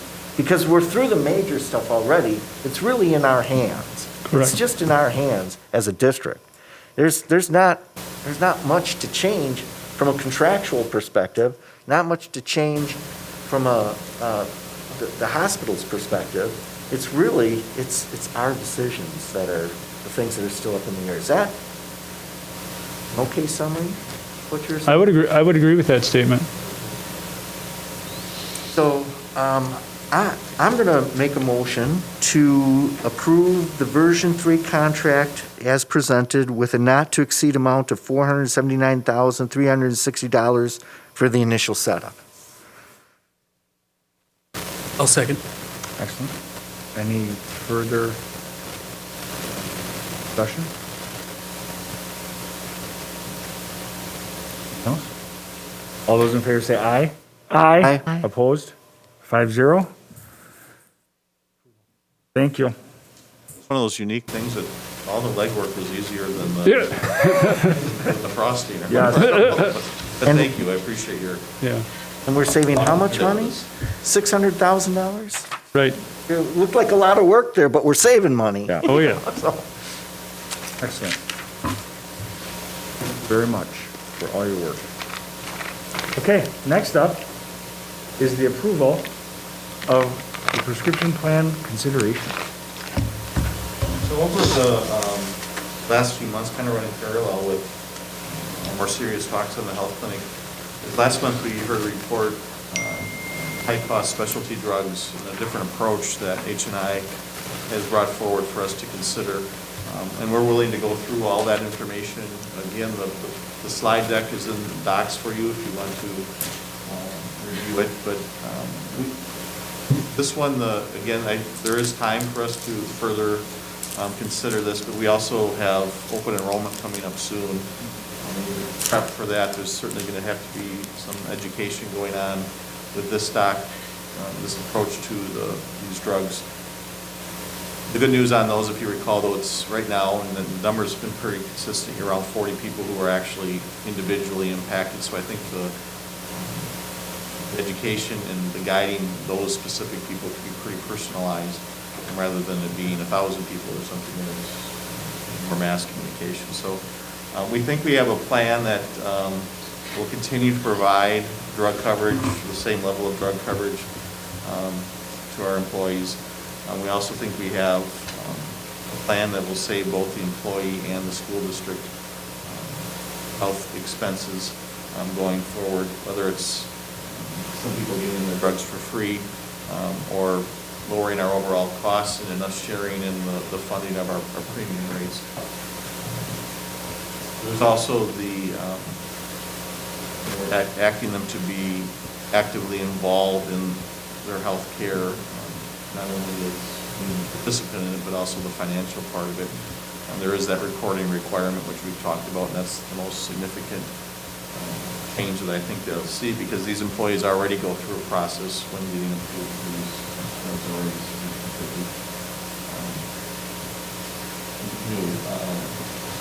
And then I think the biggest thing is really kind of bending the curve beyond the basic cost shifting things that we normally discuss, deductibles and copay and those sorts of things. There might be some behavioral, but a lot of what we talk about, not just us, everybody, we're talking cost shifting in healthcare. This is really just a process change in my mind. I'm not going to say there's no impact on even a slight change in healthcare has an impact. But I think this one is pretty minimal. We have discussed this with the SUPS Advisory Committee. We even kind of came back a little bit from SUPS Advisory, I think, again, just to kind of rehash it. We've not gotten a lot of questions from the staff on it, so we're here to answer any questions you might have. Again, this isn't a mandate to take action tonight, so please don't take that. I think we're ready to move forward. When would we start? When would the process begin for the 40 employees? Yeah, it would start with our plan year, so September 1. Okay, September 1. So we have, okay, gotcha.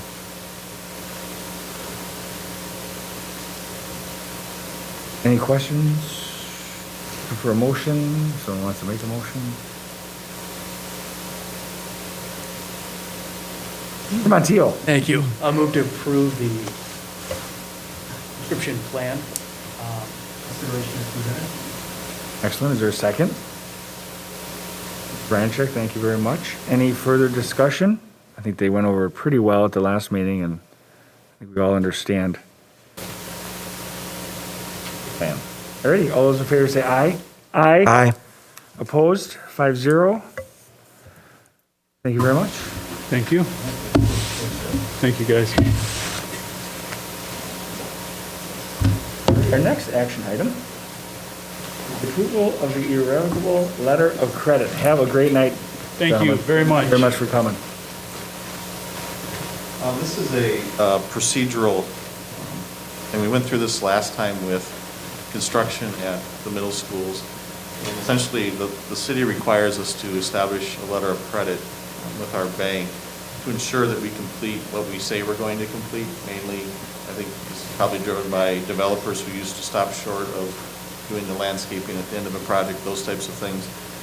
So we already have a letter of credit out there for amount, honestly, around $25,000. This is just so we can proceed with the work at Whittier and Hawthorne this summer.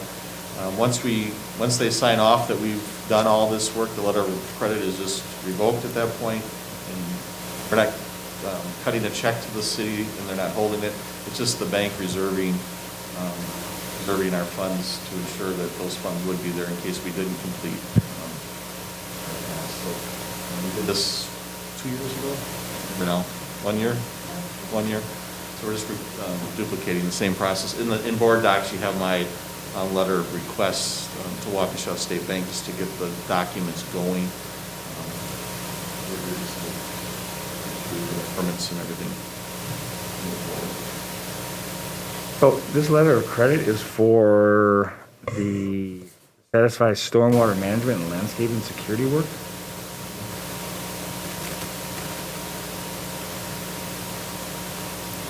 Ask the question if a fellow governmental agency could around this, but they have to treat everyone the same. Yeah, I know, for sure, I understand, but what are they worried about here? For us, Worried about us flooding some for us, I basements? think it's more the finishing touches on the projects. Stormwater hasn't been an issue. Right. This is just kind of a template letter that they. Okay. The stormwater management was in case we flood someone's basements after we build the, Yeah, I don't think where we even had any stormwater management issues around. the landscaping, they just want to make sure that we're going to plant grass after we're done, so it's not a patch of dirt. With actually trees where we. Yes, right, When we okay. showed there'd be I gotcha. trees, those types of, again, finishing touches in my mind. Yeah. But you can tell by the dollar amount, we're not talking. Right, that's what I was thinking, because, yeah, And if you page down in the attachment, there's the actual calculation. right, yeah. Sorry. In scope of the project, it's minuscule. For Whittier, it's site landscaping and restoration, and then the same for Hawthorne. Right, And then we have some slight curb work on the street. okay. Alrighty, so we'll be looking for a motion for our letter of credit.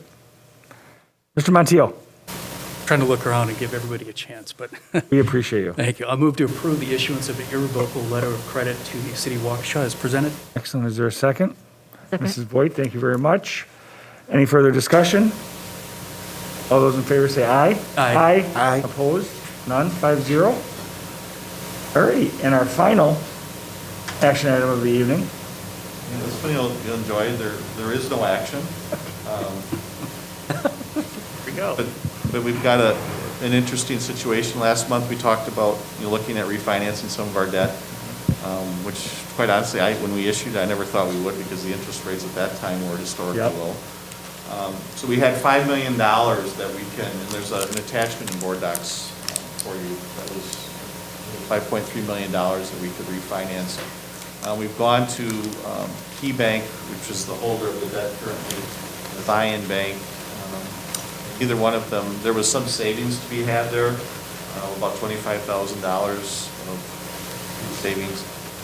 They were coming in at 1.54 and 1.48% respectively. Waukesha State Bank has come forward with a proposal that might require us to go into a special board meeting. They're offering 1%, which would generate about $50,000 in interest savings. It also, in all of these, it's not just the interest savings, but I also think, we have two lines of thought here. One, we can meet the 6-year payoff deadline, which is defeasing every year.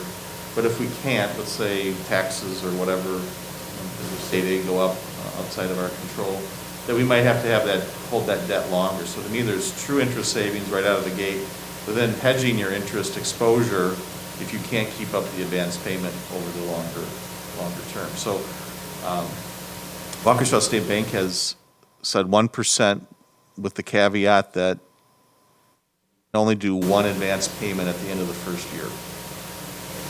So if we are able to defease similar to what we did last year, we could pay off this loan in 1 year, and we borrowed money for 1% for 1 year.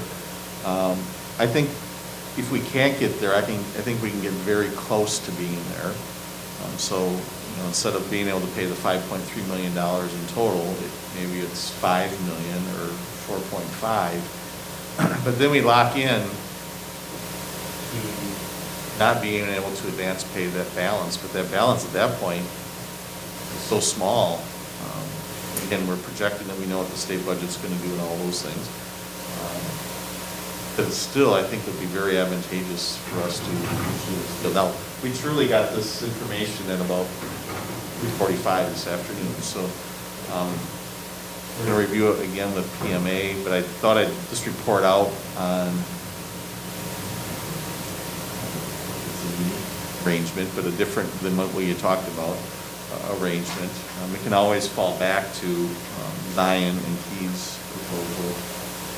The Waukesha State Bank one I think has some food for thought there that could generate a lot of savings and or hedge that interest rate, because our current debt, the effective rate is 2.17. We could drop that. Let's say we don't defease ever again, we could drop the interest rate over a handful of years to 1% on $5 million is so nothing to ask you to do, but know that we're really working on it. And then we might not want to wait till April to pull the trigger on it. Mr. Cole. How'd you find out about this? Did you approach Waukesha State Bank? Did Michelle? The original idea to look at the refinancing was actually Kurt O'Brien approached me in the hallway out here. And I'll be honest, I thought, geez, with our short payback table and our interest rate, I didn't think it was worth it.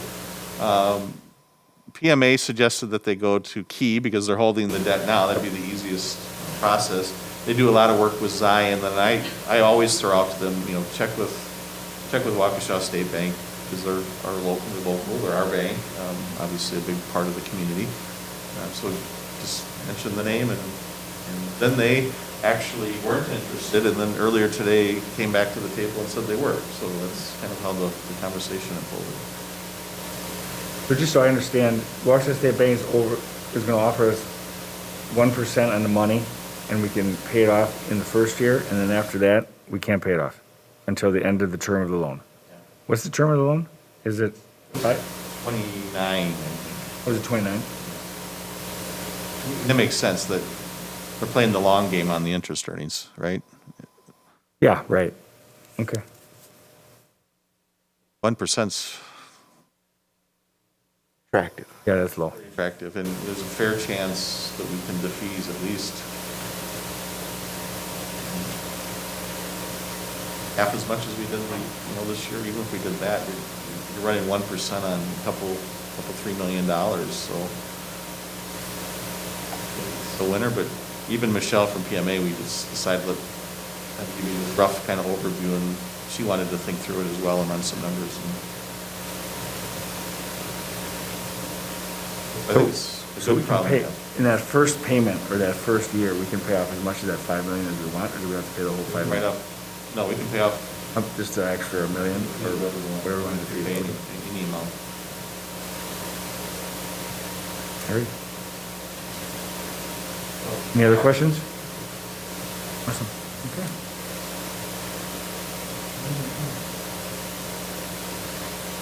So now we're on the discussion information items. And the second one up, we already did the first one, is the monthly budget report. Get away, Sherry. Okay, thank you. Well, just to clarify, I'm sorry, Oh. Sherry. The original debt was 2029, but because of our prepayments, that debt is scheduled to be done in 27. We bought out 2 Okay, years of yeah, that. that's, okay. Okay.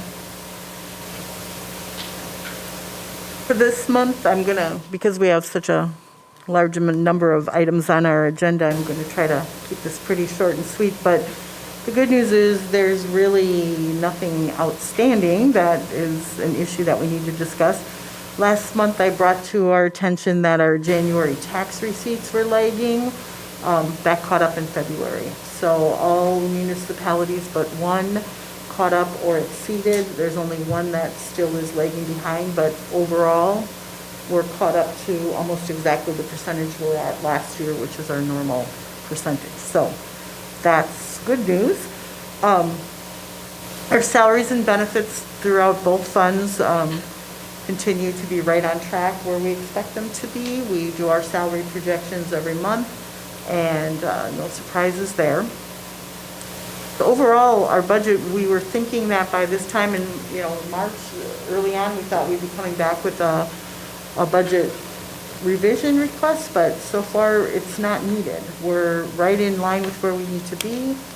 The spending has all stayed within budget. Nothing has caused us to jump ahead where so at this point, I'm not coming back with a budget revision yet.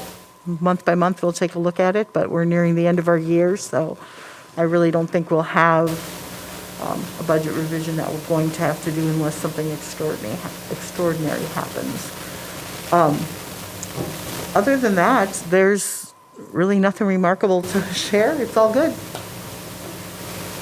Oh, our claims and dental accounts, liability accounts continue to be favorable, so no bad news on that front yet either. So unless there's any questions, I will keep it short and sweet this month. All right, any questions? All righty. Next up is the budget development update on the ESSER 2 and 3. I can take that one. I updated the document that we shared last month.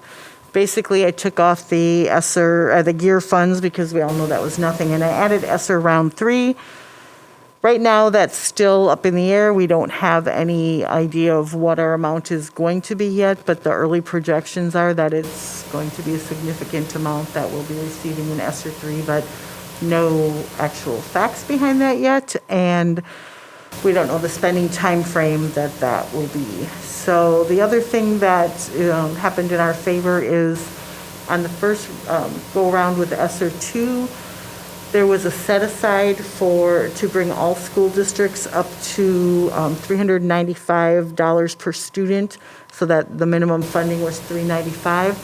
That changed, they took that out, and that amount is going to be that pool, how they're going to distribute that is being reevaluated to go to schools that had higher in-person attendance percentages. So that could come out in our favor above the 395. Unfortunately, we won't know until summer because it'll be based off of a survey at the end of this year to get all the school data on how many face-to-face hours were provided. But we anticipate that our ESSER 2 fund will go up a bit because of that. State, I don't think even knows how to collect the data. We won't know that till fall. Right. But I would say that change helped us, if I had to guess. I think so too. It was a pretty small pot. We were originally going to get was 53,000, and the pot's staying the same, but how it's being distributed is different. And we had pretty favorable face-to-face hours compared to a lot of districts. 2 or 3 weeks ago, I sent out kind of a lengthy email on the spreadsheet of ESSER, the original rollout, and how what we thought might happen did happen, but that email kind of walked me through the rationale of the funding that's the way it is. I'm going to refer back to that so we'll keep more details. That was all we had on that for this month, just to keep you up to speed as all the parts are moving.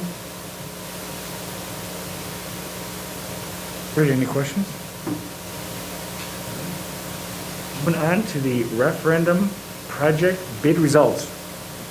Yeah, last 2 months ago, actually, our construction team was in to kind of update you on where we were with the budget, and now we have very near final. The bids have all been submitted, but now we go through with the selected contractors and kind of do a value engineering when you bring them all into the same room and do a group think to identify efficiencies in the project. So I'll just walk you through just to kind of recap the work we have ahead. South is already completed. Les Paul actually will be substantially complete at the end of spring break. Then we have some work at Corning. We have the offices, renovation of the main offices is the main work yet there. And then at Butler, we have the kitchen will be remodeled this summer. So that leaves us with the 3 remaining elementary schools, which we've been talking about, Hawthorne, Whittier, and Hillcrest. And barring something unusual happening, we will be completely done by August 31st of this summer. Again, just a quick recap. This is Hawthorne. This is the new addition. Right to the left of this, kind of under the flag, is the current main entrance on the corner. So we'll bring a main entrance to the north side, and it will allow for, here's a sky view, the cream color, or whatever color that is the addition of the main building. And the gray area is concrete work that'll be done on the corner. Kind of hard to see, but some of the things that they didn't have, but they will have at the end of this process, most notably is the elevator that'll help serve 3 of the 5 elevations in this building. The health room will actually be attached to the office, which it isn't now. The secure entrance, some storage. Then down in the corner, this is my icon right here. This is where the office is now, and then you have a small conference room instructional space. We're going to tear down, actually return this space to its original design. We're going to tear down that wall and bring a full-size classroom to Hawthorne because we've had some capacity issues there. We'll actually bring a classroom that was a way to add, but we decided Copier helped it. I pretty much asked you, do you want a classroom or do you want 2 smaller kind of pull-out specialty areas in the classroom? So I think a nice gain for Hawthorne. Here's, if you walk in the front door, the secretary's desk, the health room's that door to the left, and then in the back there, that orange sheet of glass is the elevator. This is just a different angle of the same space. Hillcrest, this is what the entrance to Hillcrest will look like. We're actually returning the entrance to the original design of the building. So this faces the parking lot. Instead of, I'm trying to think of the road that Hillcrest is on. We have the one now that you walk in, and it's incredibly narrow hallway right next to the custodial closet. It was never meant to be the primary entrance to Hillcrest. So this is the existing office down here. We're gonna make that the teacher's lounge, and then where Face office was, it'll be small pullouts areas. Not too much really. This is gonna be not a lot of walls or anything there, just kind of cleaning it up and carpet paint. And then this is the new area here. We have the secure entrance. You'll walk into the office. One of the, I think the biggest gains at Hillcrest is we'll have 2 handicap accessible bathrooms right here. And actually this one right next to the principal's office is large enough for a lift. Some of our needier students. This is what you walk in and we'll see. If you walk into Lowell or some of our other schools, it looks, we're trying to be consistent with the furniture and those types of things. It's a different angle of the office space. You can see a small workroom off to the left. Staff for the copier, etc. And there's the hallway down to the, not much of a hallway, but that space office down there. Again, it'll be fully secure, and it'll be the same sequence that we have in other buildings. Whittier, if you're familiar with Whittier, you'd normally be looking at the rainbow of doors. Those are going away. And we're actually bringing, because this is a big bank of doors here, we're doing the same thing that we did at Prairie, right? These windows here are actually part of the office, so we're bringing the office out into what was an incredibly large foyer area and shrinking this down to 4 doors. Part of the reason they were part of the line of credit discussion is we're eliminating the stairs at the front of the building and actually running it out to the street level. With that comes a lot of landscaping, et cetera, earthwork. So this will be what it looks, so right now this is a kindergarten room. This is the added space to the office that we're going out into the foyer, reception, Brandy's office, and then the health room with a handicap accessible bathroom for the health room as well. This one, it works out really nice that class, well, we have some capacity at Whittier, but that classroom being right adjacent to the front door has really made this project pretty straightforward. And you even had, because those were kindergarten rooms, this health room, there's already bathrooms there because of the grade level being served, so water and sewer are adjacent. Got the chair lift too up the stairs, right? Yep, yeah, you can see it right here. Yes? Right now, we're pretty much leaving it. Talking with Brandy, again, they have plenty of capacity, so there's no need, like we had at Hawthorne, to bring a classroom. She wants to leave it just kind of as a workspace for visiting teachers and those types of things. And I told her, you know, why don't you live with it for a year and then see what you know, what's the vision of what you want that space to be. We want to do anything major in there. Really kind of a conversation of, do you want to take down those temporary drywall walls or not? So that was her call.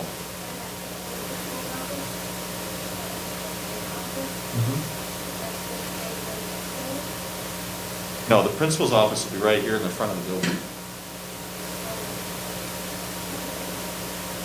It's long and narrow. You know, if you picture a classroom, we're trying to run a health room and a principal's office next to them. The rooms tend to get elongated, but certainly bigger than what she has now.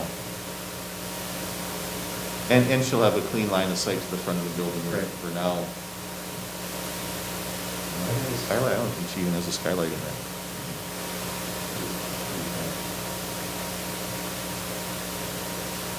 So this will be when you walk into the office, Whittier's color is green, so that's the color. This is just a different angle. And then budget-wise, I should update it. This is 100% design work, not 75. So with the initial bid results, we're coming in at 66 million. And the latest balance sheets and board docs, if you wanted to look at it, Revenues are 66.5 million, so we think we're right on budget after the bid process. Now, this makes the assumption that every contingency dollar is expended. We've done a lot of legwork, and our use of contingency, I think, on a percentage basis so far has been very good, which means you plan and well in advance. So I think we're in a good place. I don't see any reason not to proceed with this work. If you recall, some of the work, and mainly the Hawthorne, was always tied to the Hawthorne elevator, is fund balance being utilized, and the board approved in the current budget, I think it was $250,000 this year, because we weren't sure, with construction, it always crosses our fiscal year in summer, so we kind of guess on what the amount that's going to be completed by June 30th. So we'll be doing some journal entries to charge off. There's some operational dollars in here as well, just to make it match the plan that we've had since the beginning. But take a look at the balance sheet that's in board docs. It's the same report you've been seeing. But I think we're in a really good place. Budget, I wish we could do a little more. Would nice to knock off a parking lot or a couple roofs or something, but maybe that'll come too if the contingencies aren't. But Darren, just looking at the balance sheet, we were under budget on the high schools and middle schools, and over budget on Hawthorne, Hillcrest, and Whittier?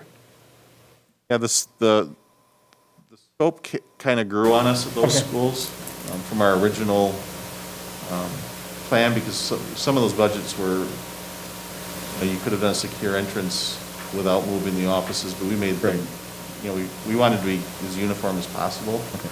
So it did grow, and some of the, costs have certainly shifted on us over time too, so. Right. That doesn't help us, but overall, we're coming in where we. Right. So how were we under budget on the middle schools and the high schools? Is that because we got in there so early and we got it done quick? Well, one thing that helped us with those is we were able to advance the construction schedule because of COVID. Not that that was worth the savings by any stretch. Well, yeah, right. But that was a game changer on the GCs and everything you pay for, the supervision, and Yep. it saved us a significant amount of money. Yes, it was. Okay. Any questions on the referendum project bid results? All right. Moving on, our last discussion information item is the Aramark contract extension and amendment. Okay, these are two separate topics, and we're going to talk about them first in open session and discussion, and then have the opportunity to go into closed session to discuss them further, and then whatever you decide, however you'd like to decide on these, we can come back out into open session for. So I'm going to talk about the first one first.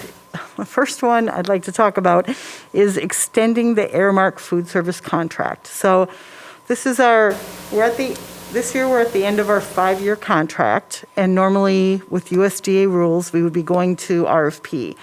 USDA, due to the pandemic, has allowed us to provide a 1-year extension to our existing contract, and then to be able to go back next year to RFP. We'd like to take advantage of this waiver and move ahead with a 1-year extension, because the RFP process for food service is really quite extensive, and it involves vendors coming in during lunch hours and observing our serving. And first, we don't want any more people in the building than we have to during the pandemic, but they're not really going to see the true picture of what we do, because we're very operating under very different circumstances right now. So we feel it's to get the most accurate bid possible, and things are still pretty unknown with where we're going to be this summer, to be switching over a vendor in the middle of this unknown. Airmark, in my opinion, has gone above and beyond providing food service during these very difficult and crazy times. So that will be the first thing that we'll be looking at. The contract extension is a 3% increase on our current contract. Pretty standard language on any contract extension is that you take the lesser of the CPI from December of food away from home, very specific category, which this year is 3.9%, or a cap of 3%. So we are capped at 3%, and that's what the increase would be on the extension to our existing contract. And that's for the National School Lunch Program, the National School Breakfast Program, and then the Summer Food Program. But that kind of ties into the next discussion because that's a little bit of a crossover on the Summer Food Program. Any questions on the idea, the thought of a contract extension? Okay, then I'm going to move on to the next topic. So the next topic, normally once you lock into a contract, a food service contract, the rates are very clearly defined. Now, 5 years ago when Aramark did our went to RFP, none of us could obviously have predicted the pandemic. So several waivers were put into place by USDA, and we'll have more detail on that in a little bit, that have allowed us to do a lot of different things to provide food more safely to our students. That does not come without a cost to it. And as of right now, Airmark, because they're locked into a price, have absorbed the cost to that. Last month, I presented that one of the additional COVID funding that we saw, it's not necessarily additional funding, but because the Summer Food Service Program reimburses at a higher rate than the National School Lunch Program, and this entire year, we have been running the National School Lunch Program, which has allowed, we've been running the Summer Food Program, which has allowed us to provide free meals to every student all year long. And that comes with a higher reimbursement per meal, but the cost that we've been paying is the same. So that last month I showed a little bit of a windfall of $423,000 on our food service because of this. The USDA in November allowed for a waiver to allow us to look at the contract and provide a higher reimbursement rate should we choose to. The cost to that right now, and Beth Ann is, I'll introduce them in a minute, and they'll get into a little more detail on the need for this, but the cost to this would be about $185,000, and that's going to be coming out of that $423,000. We'd like to go retroactive to November 1st because that's when the waiver went in place. We'd like it to extend as long as these waivers are in place. Right now, these waivers are set to expire on June 30th. We heard from DPI that they are anticipating waivers being extended through August. So we would be providing free meals all summer to students similar to what we did last year. As long as these waivers are in place, because it means additional costs in the way we have to serve, we'd like this price to be in effect.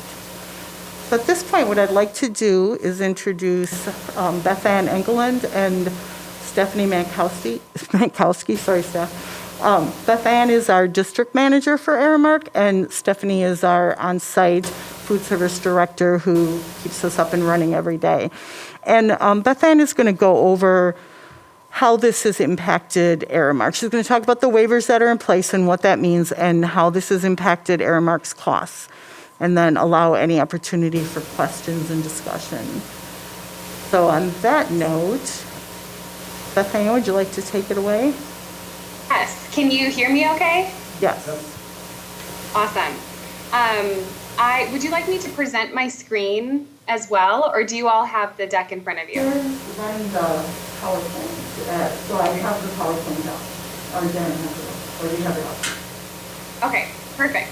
All right. Well, hello, everyone. Ms. Sherry introduced me. I'm Beth Ann England. I'm your district manager for Aramark. We also have Steph Mankowski on the call, your food service director. And I just want to start by thanking you for your time. I know you have a long agenda tonight, so I just want to say thank you for including us. I'd like to be upfront with my discussion tonight.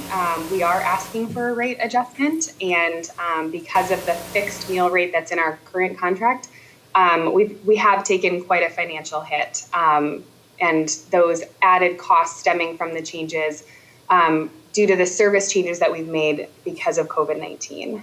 So I'm going to go through this. I only have like 5 or 6 slides, so I'm going to go through this. You can go to the USDA waivers. So this is, I know this is a lot of text. You don't have to read all of this. To really understand the request, there is some information that I want you to be aware of.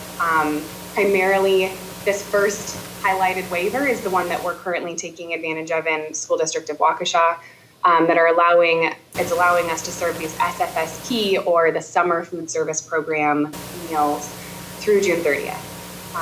And part of your district's Fund 50 revenue comes from claiming meals under SFSP, which are reimbursed at that higher rate to the NSLP.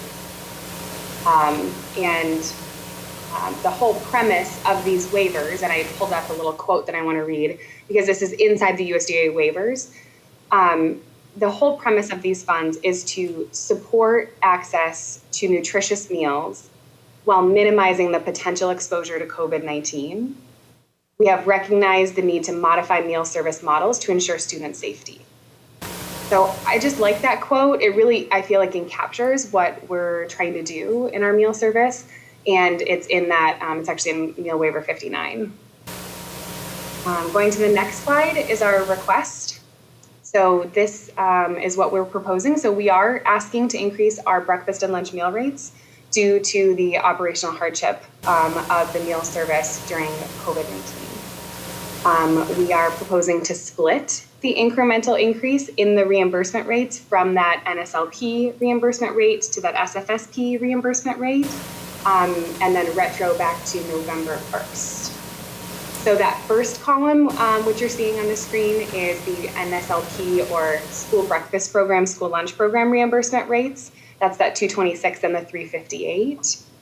And then this current year, because of these waivers, you're receiving the SFSP reimbursement rates, which is at that 241.50 and the 425. And then you see the difference between the NSLP rates and the and the SFSP rates.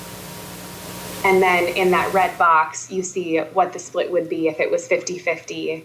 And then that incremental amount added to our current meal rates give you the box in the yellow, which is the SFSP, the proposed SFSP rates, just so you understand how we got to that calculation.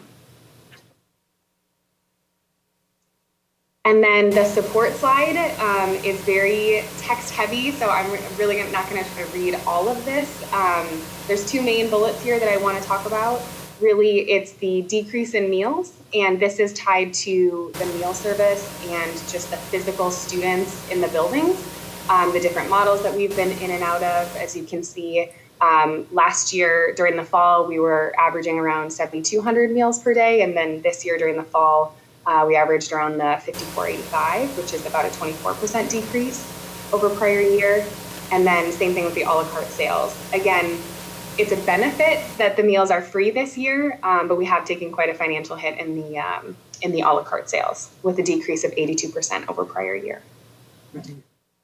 And then from the increased cost, we have really every cost bucket has increased for us. So starting with the labor, and then you see the supplies, and then the food cost. And really, all of this is tied to the COVID-19 pandemic. So due to safety precautions needed during serving during this pandemic, we really tried to limit exposure for staff and students. And we've had to add a lot of labor and packaging to really support that meal service model. So if you look at under the labor bucket, you'll see we are staffed currently now for an in-person meal service, serving the students in school with extended meal service hours. And then we also have an option of an above and beyond the original agreement with the virtual meal service. And that's where we offer, so anyone who is enrolled in virtual school can come pick up meals, and we give them a 7-day meal pack with breakfast, lunch, and snacks. And then on site underneath the labor, you'll see we have 13 schools that are eating in the classroom. 3 of those we're delivering 100%. The rest we are delivering to about 25% of the classrooms or the younger grades. Mm-hmm. And then I broke down the virtual meal and how much that cost about per week. Under the directs and supplies, we have all of the schools are using the little wrapped sport kits and then serving with the foam clamshells. The secondary locations, we also have to cup all of the fruits and vegetables, and there's an additional expense to all of that.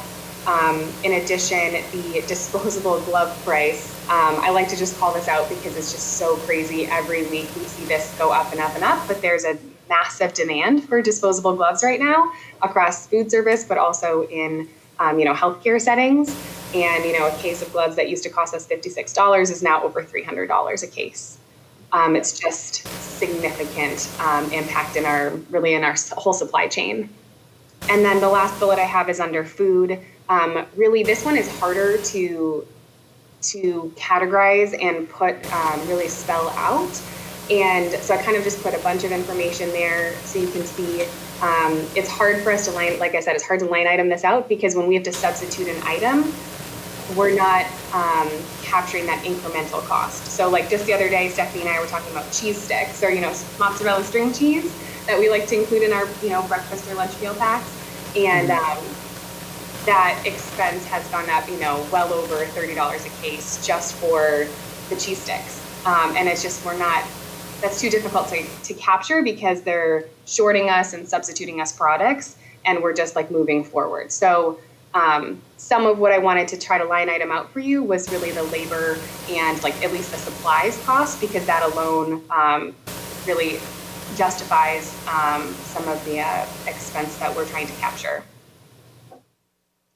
The support continued slide is a slide that was in response to, I believe, a question. So I'm sure we'll get some questions on this. But just wanted to outline all of the, looking at you guys, but I have my slide over here.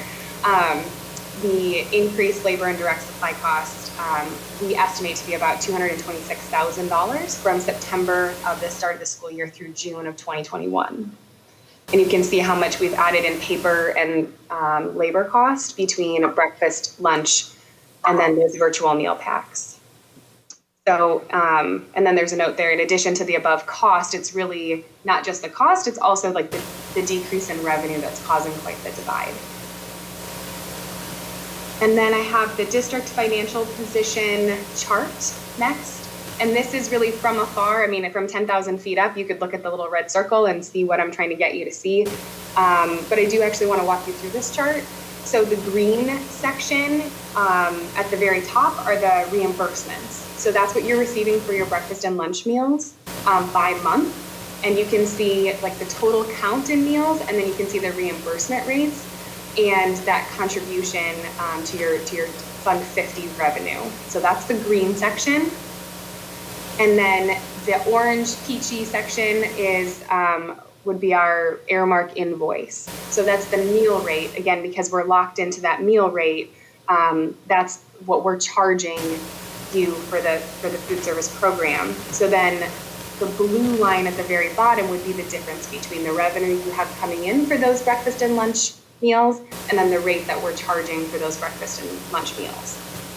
So that blue line running across the bottom is your contribution to your Fund 50 balance for every single month, estimated from September through June, estimated out through the end of the year. So this is showing a return of $834,000 to your Fund 50 balance over the course of the year. And this chart does take into consideration this rate adjustment. So this is with our adjusted rates. You would still be at the 834.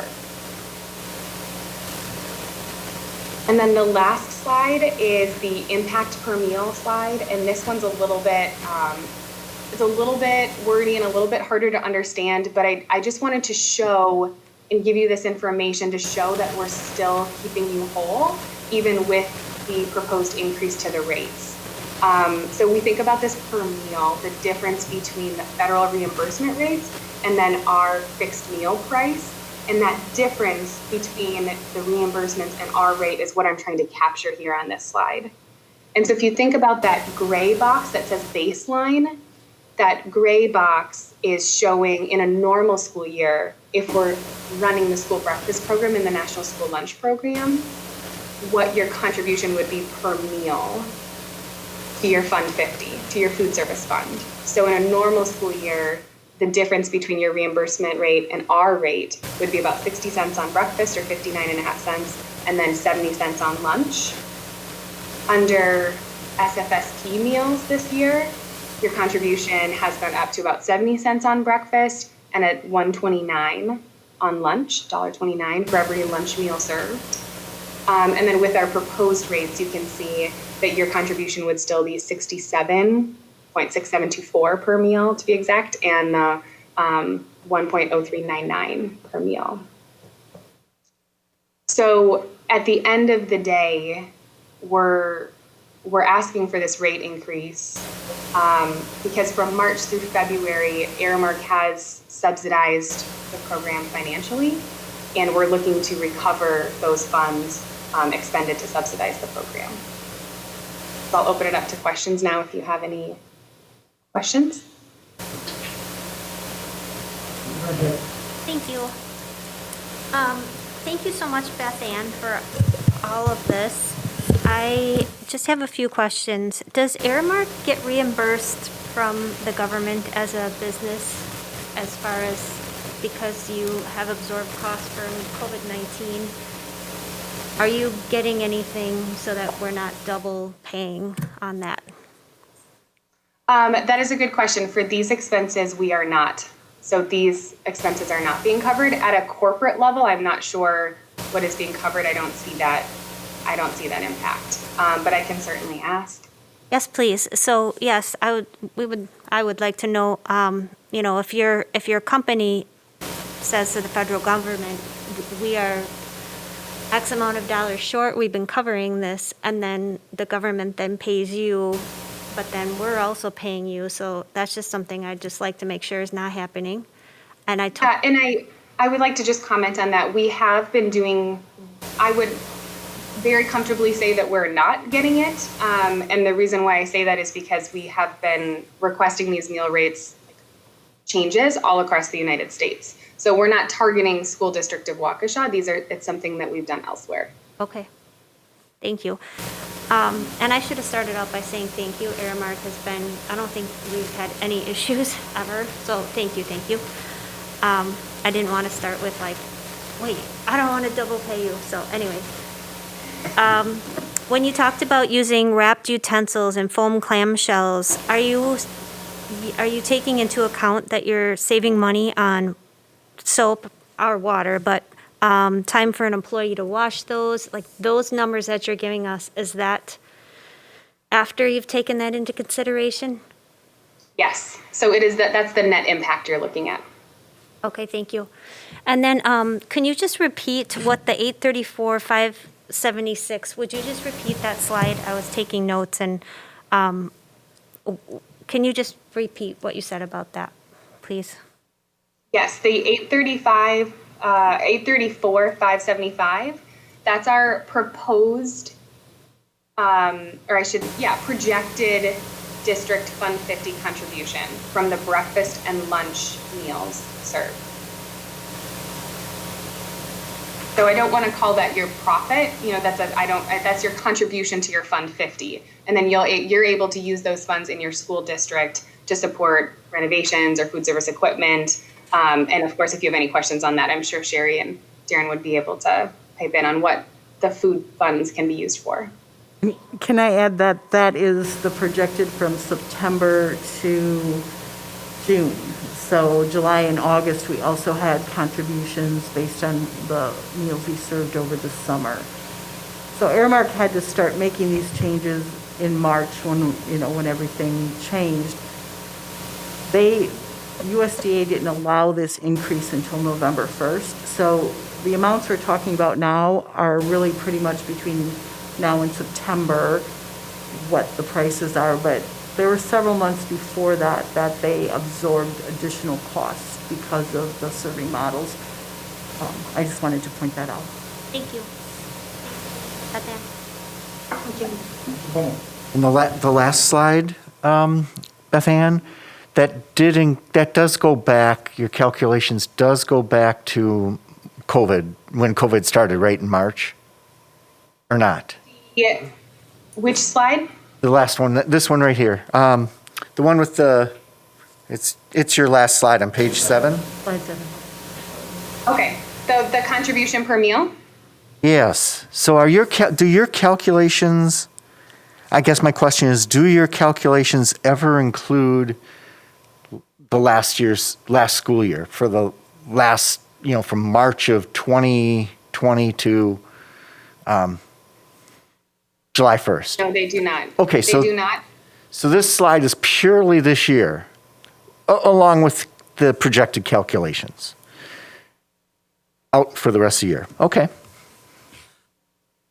So what was the dollar amount that you absorbed during March, April, May, and June?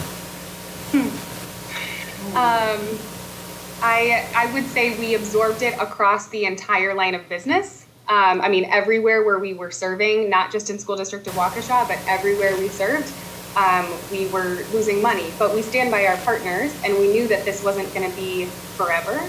And we're not even looking that far back. I really just want to focus on even just capturing from this school year. But it was to the tune of 6 figures.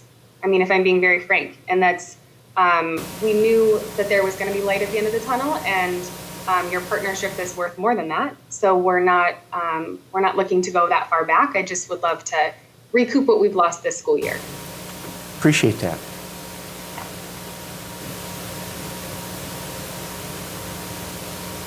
Beth Ann, can you, or maybe Sherry can chime in on this as well. One thing that's kind of confusing is we're talking about this rate and we're talking about a year added on to their contract, but can you just confirm that us adjusting these rates and your reimbursement while the emergency orders or whatever, waivers, thank you, are in place, isn't changing the benchmark that will measure our next contract cycle from? We're not building a higher base that firms will bid on. Correct. Absolutely. And that's very spelled out in the DPI language as well, that these rates cannot be rolled into the renewal to be established for next school year. These are just because of COVID when we're running these emergency waivers due to the pandemic. This is kind of one-time money for one-time Exactly. in reimbursement.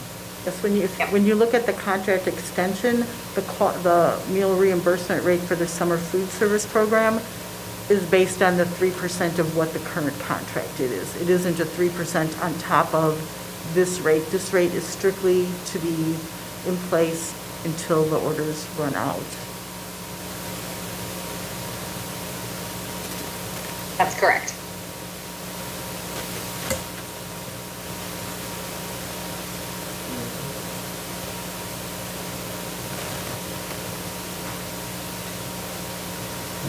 I'll just do a quick shout out. I told Beth Ann that if Stephanie wouldn't have done such a good job, that she wouldn't even be here tonight. So with this proposal, so a shout out to Stephanie. She's been really fantastic,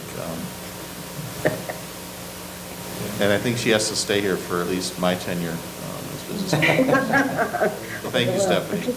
I thank you too, Stephanie. There's been things where the people have asked for that I didn't think they could ever accomplish, and they made it happen. They found a way to make it work to provide safe meals to our students. So thank you both. Our pleasure. Thank you. The rock star. We love her. So Beth Ann and Steph, we're going to go into closed session in a few minutes here. We might come back into open session, but Sherry will update you tomorrow. Thanks to technology, we might do it tonight even. So just so you know what the timing might be. Okay. All right. Sounds great. Thank you very much. Thank you. I know. Alrighty. Next up on other business. Recommendations for future committee meetings?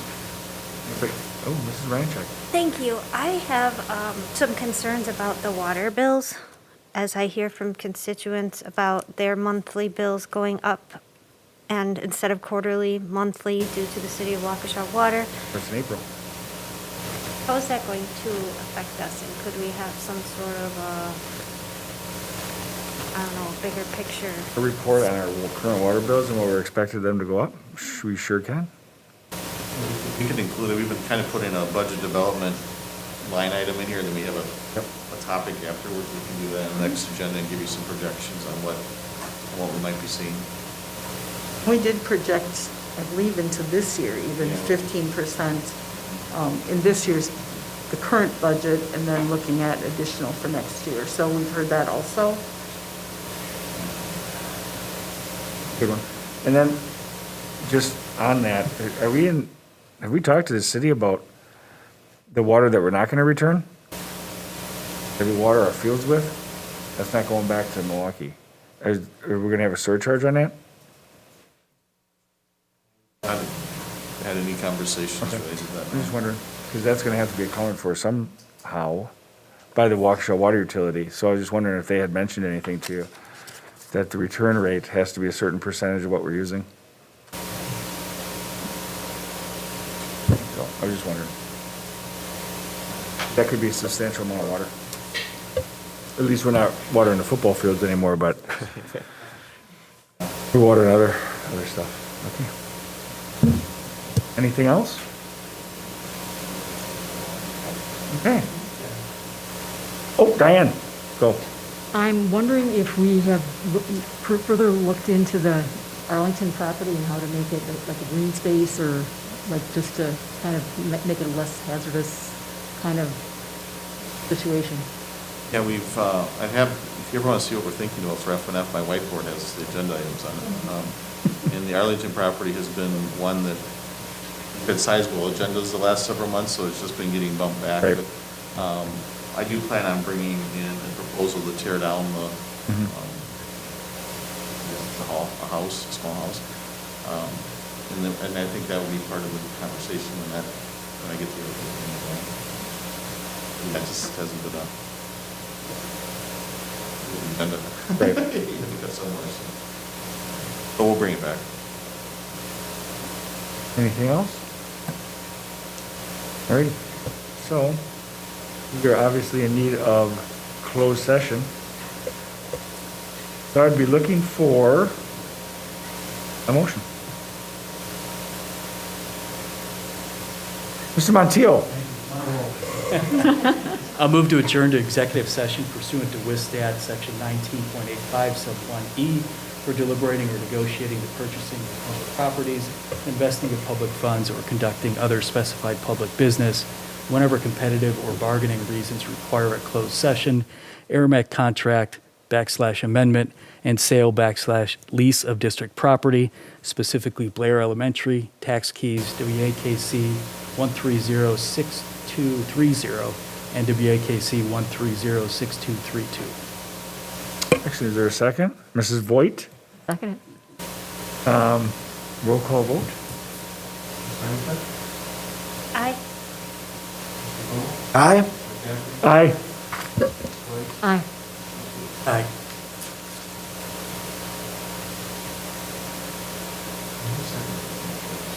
Diane.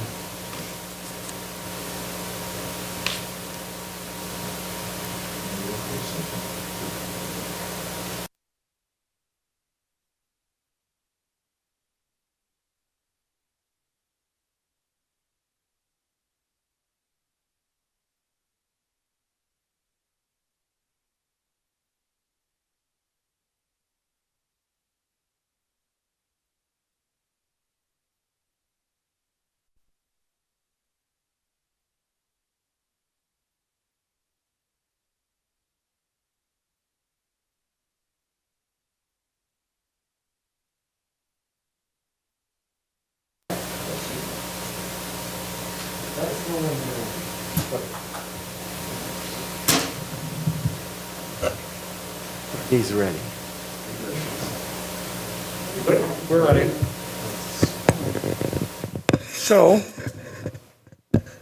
we are back in session to vote on the Airmark contract extension for 1 year and price adjustment for the wavered November 1st through June 30th. So I'd be looking for a motion. One motion or two separate motions? Well, Chairman? what do you think, Darren? I Two separate, you think? Okay. Okay. I'll move to extend the Airmark food service contract for the school year 2021, 2022 as presented. Is there a second? Thank you, Ms. Ranchek. Is there any discussion on the motion? Seeing none, all those in favor say aye. Aye. Opposed? 5-0. So now I'll be looking for a motion on the cost adjustment. Oh, the amendment, yes. 2021 contract. Yep. So it's the amendment, the 2021 contract. I will move to amend the 2021 school year contract, as specifically the proposed cost increase. Yep, the cost adjustment. Cost adjustments, Is there a second? Tacomo seconds. Is there any discussion on the amendment to the current contract? Seeing none, all those in favor say aye. Aye. Opposed? 5-0. And that concludes our meeting. Thank you very much. Promise the next time will be shorter. Yeah. As long as we're going. Bring it all back.